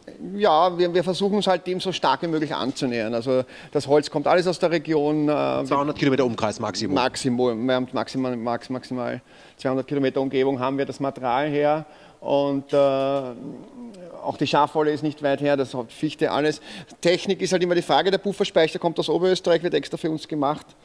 Also vielleicht ja, die Kabeln, weiß ich nicht, woher die kommen, das kann man halt dann schwer sagen, aber wir versuchen uns dem halt Schritt für Schritt immer anzunähern, regional und vor allem auch biologisch abbaubar und ökologische Baustoffe, soweit das halt möglich ist. Jeder, der mal in einem Haus gewohnt hat, was ihm gehört hat, der also mit Wartung zu tun hat, der weiß, dass da Wartung anfällt, also, oder hat einen Hausmeister. Wie ist es denn bei diesem Gebäude? Muss man da auch regelmäßig das checken? Ja, einiges ist schon zu tun, zum Beispiel, wenn im Winter, wenn es schneit, dass man die Photovoltaik schneefrei hält, damit sie noch weiter funktioniert. Solche Sachen sind wichtig.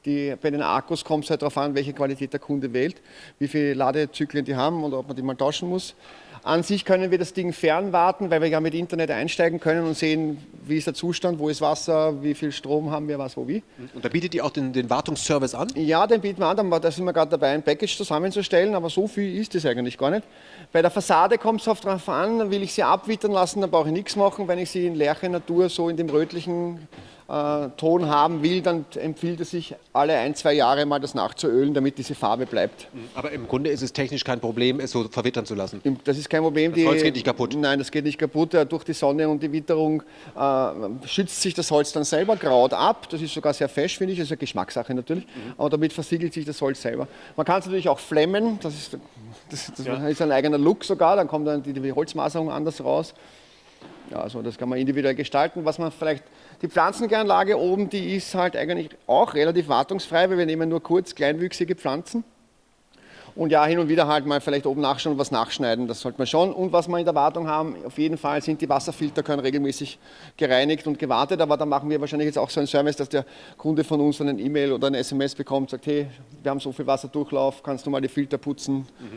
Und so weiter. Was ist das für ein Gefühl, so eine Halle zu betreten und zu sehen, wie die Idee, die vor Jahren mal im Kopf herumgespukt hat, dann tatsächlich in die Tat umgesetzt wird? Glaube ich, 2-mal im Monat baut ihr hier so ein Ding, oder? Ja, ich meine, das ist einfach irre. Jedes Mal, wenn ich reinkomme, stehe ich da und wie das kleine Kind vom Christbaum und freue mich wie ein kleiner Bub. Es ist großartig. Eine Frage, die du nicht beantworten musst, wenn ihr also einen solchen Wagen fertig gemacht habt und der verlässt die Halle, wird der noch getauft irgendwie mit so einer Flasche und kriegt einen Namen? Naja, das besprechen wir immer. Es hat eigentlich jeder unserer Wegen einen Namen. Der erste, unser Prototyp, ist der berühmte Oscar. Der hat ja mittlerweile schon einen Celebrity-Status. Und bei diesem Wagen wissen wir noch nicht, wie er heißt. Das machen wir dann, wir schlagen dem Kunden was vor oder er schlagt uns, dann diskutieren wir das. Und dann kriegt dieser Wagen einen Namen und dann ist er so getauft und so wird er dann auch bei uns geführt. Und so steht das auch auf der Rechnung und so steht es auch auf der Wartungsliste und das macht allen immer recht großen Spaß. Also in München steht die Emma und so weiter. Theresa, der Prototyp dieses Fahrzeugs entstand vor noch gar nicht allzu langer Zeit, 2013. Nicht in so einer schicken Werkstatt, sondern wo? Wir haben angefangen ganz rustikal in einem alten Bauernhof, wo wir halt gratis werken haben dürfen. Wirklich rustikal, ohne Fußboden, ohne Strom, ohne Wasseranschluss, haben uns das alles schrittweise ein bisschen hergerichtet. Und dann zum Glück eben die Kooperation mit der Zimmerei Berger gefunden, wo wir jetzt echt ein professionelles Fertigungsumfeld auch haben. Glaubst du das eigentlich manchmal alles, wenn du das so siehst? Man wundert sich schon irgendwie, was alles möglich ist. Selber kommt es einem immer so vor, dass man hinterherhinkt, weil ja doch eine Herausforderung nach der anderen kommt. Und eigentlich erst, wenn man dann zurückblickt und schaut, was in den 3 Jahren alles passiert ist, denkt man sich, ja, doch, da kann man schon stolz sein auf sich. Weil planst du eigentlich eine Familie? Ja. Wäre das denn auch daran, dass eine Familie in so einem Wagen leben kann? Also, oder jemand, der sagt, ich möchte eine Familie gründen, dann kann er sich hier drin gleich gründen, aber dann 2 Kinder hier unterbringen oder 1 zumindest. Wie geht das? Also das ist eine Herausforderung, die ich persönlich ganz spannend finde auch. Wie kann ich als Familie auf einem kleinen Platz leben? Und wie finde ich trotzdem meine persönlichen Rückzugsräume? Und das ist vor allem in der Planung für uns ein ganz wichtiger Punkt, da in der Planung mehr Zeit zu investieren und auf alle Bedürfnisse Rücksicht zu nehmen und vor allem auch auf die Entwicklung von Kindern. Also man kann nicht einfach planen für ein Kleinkind, das wird irgendwann größer. Aber gleichzeitig ist so, dass man auch mit Grundrissen von 50 oder 60 Quadratmetern eigentlich sehr gute Aufteilungen finden kann, die auch familientauglich sind. Wir machen jetzt zum Beispiel ein Kleinhausprojekt, auch mit dem Wohnwaggon-Stil und den Wohnwaggon-Systemen, aber halt mit 55 Quadratmeter für eine Familie. Das heißt, ihr tretet mit den zukünftigen Kunden in Kontakt und erfragt schon mal, was wollen die, was brauchen die, checkt das mal ab, beobachtet die quasi. Genau, also wir gehen da eigentlich ganz stark in der Planung von den Bedürfnissen aus. Wir versuchen immer so eine Wunschliste ans Christkind einmal zu erstellen. Was brauchst du eigentlich, was braucht ihr, damit ihr euch wohlfühlt? Und von dem auszugehen, wie man es planen kann. Und nicht gleich einmal auszugehen von, wie viel Quadratmeter willst du bauen und dann wie teilen wir halt die Fläche innen auf, sondern mehr von diesen Wohnbedürfnissen zu kommen. Ihr habt ja gesagt, ihr wollt niemals in diese große industrielle Fertigung, wo es dann diesen Monat ist Wagen 6.825 vom Band gelaufen, wir machen jede Woche 550 Stück, sondern man wird die Kunden kennen, also weil das doch sehr individuell passiert. Es wird der Tag kommen, da wird es ein Treffen der ersten oder zweiten Generation geben und vielleicht sogar Geschichten hier in diesem Wagen ist unser Kind zur Welt gekommen, weil jemand eine Hausgeburt zum Beispiel wollte. Ist dir klar, was du und dein Kollege, was ihr anschiebt? Ja. Eine ganz neue Generation. Also es ist quasi eine eigene kleine Community, die da entsteht. Nicht nur mit den Wohnwaggonkunden, sondern auch alle Projekte rundherum, die jetzt quasi diese klein strukturierten, unabhängigen Wohneinheiten, die da entstehen. Und ja, wir möchten das auch forcieren, also ganz dieser Community-Gedanke und diese Vernetzung von verschiedenen Projekten ist für mich auch ganz wichtig, weil man einfach stark voneinander lernen kann. Auch bei Gemeinschaftsprojekten. Was gibt es für Fehler? Wie stellst du das auf? Wie machen wir es mit der Finanzierung und mit dem Baurecht? Da kann man sehr voneinander profitieren. Also die Kunden, die ich jetzt bisher so erfragt habe, die sind ja alle sehr individuell. Hier zum Beispiel ein Schäfer. Ja, werden nicht so viele Schäfer kommen, die das bestellen. Gibt es Familien schon, die Interesse oder Paare, wo du weißt, die planen eine Familie, die da schon nachgefragt haben? Gibt es das schon? Also wir haben einige Paare, die Familie planen, wo quasi der Wohnwaggon so gebaut wird, dass man ihn dann erweitern kann. Entweder um einen zusätzlichen Erker oder mit einem zweiten Wagen, der dazu gekoppelt wird. Wir haben eben dieses Kleinhaus, das wir konzipiert für eine Familie und einen in Planung, einen Doppelwagen, also wirklich, wo zwei Wegen aneinander gekoppelt werden. Die technische Systeme kann man gemeinsam nutzen und die Wohnfläche wird damit einfach größer. Und wenn man sich scheiden lassen will, kann man jeder seines Weges gehen. Oder wenn die Kinder in die Pubertät kommen. Dann Kann man das auf jeden Fall trennen. Ja, ich finde das insgesamt sehr interessant. Toi, toi, toi. Wir werden das weiter begleiten und ich freue mich mal auf die Reportage, die wir auch nochmal machen werden, wenn wir mal eure Kunden in aller Welt dann hoffentlich besuchen werden und gucken, wie sich das entwickelt. Ja, super. Vielen Dank. Dankeschön. Raus.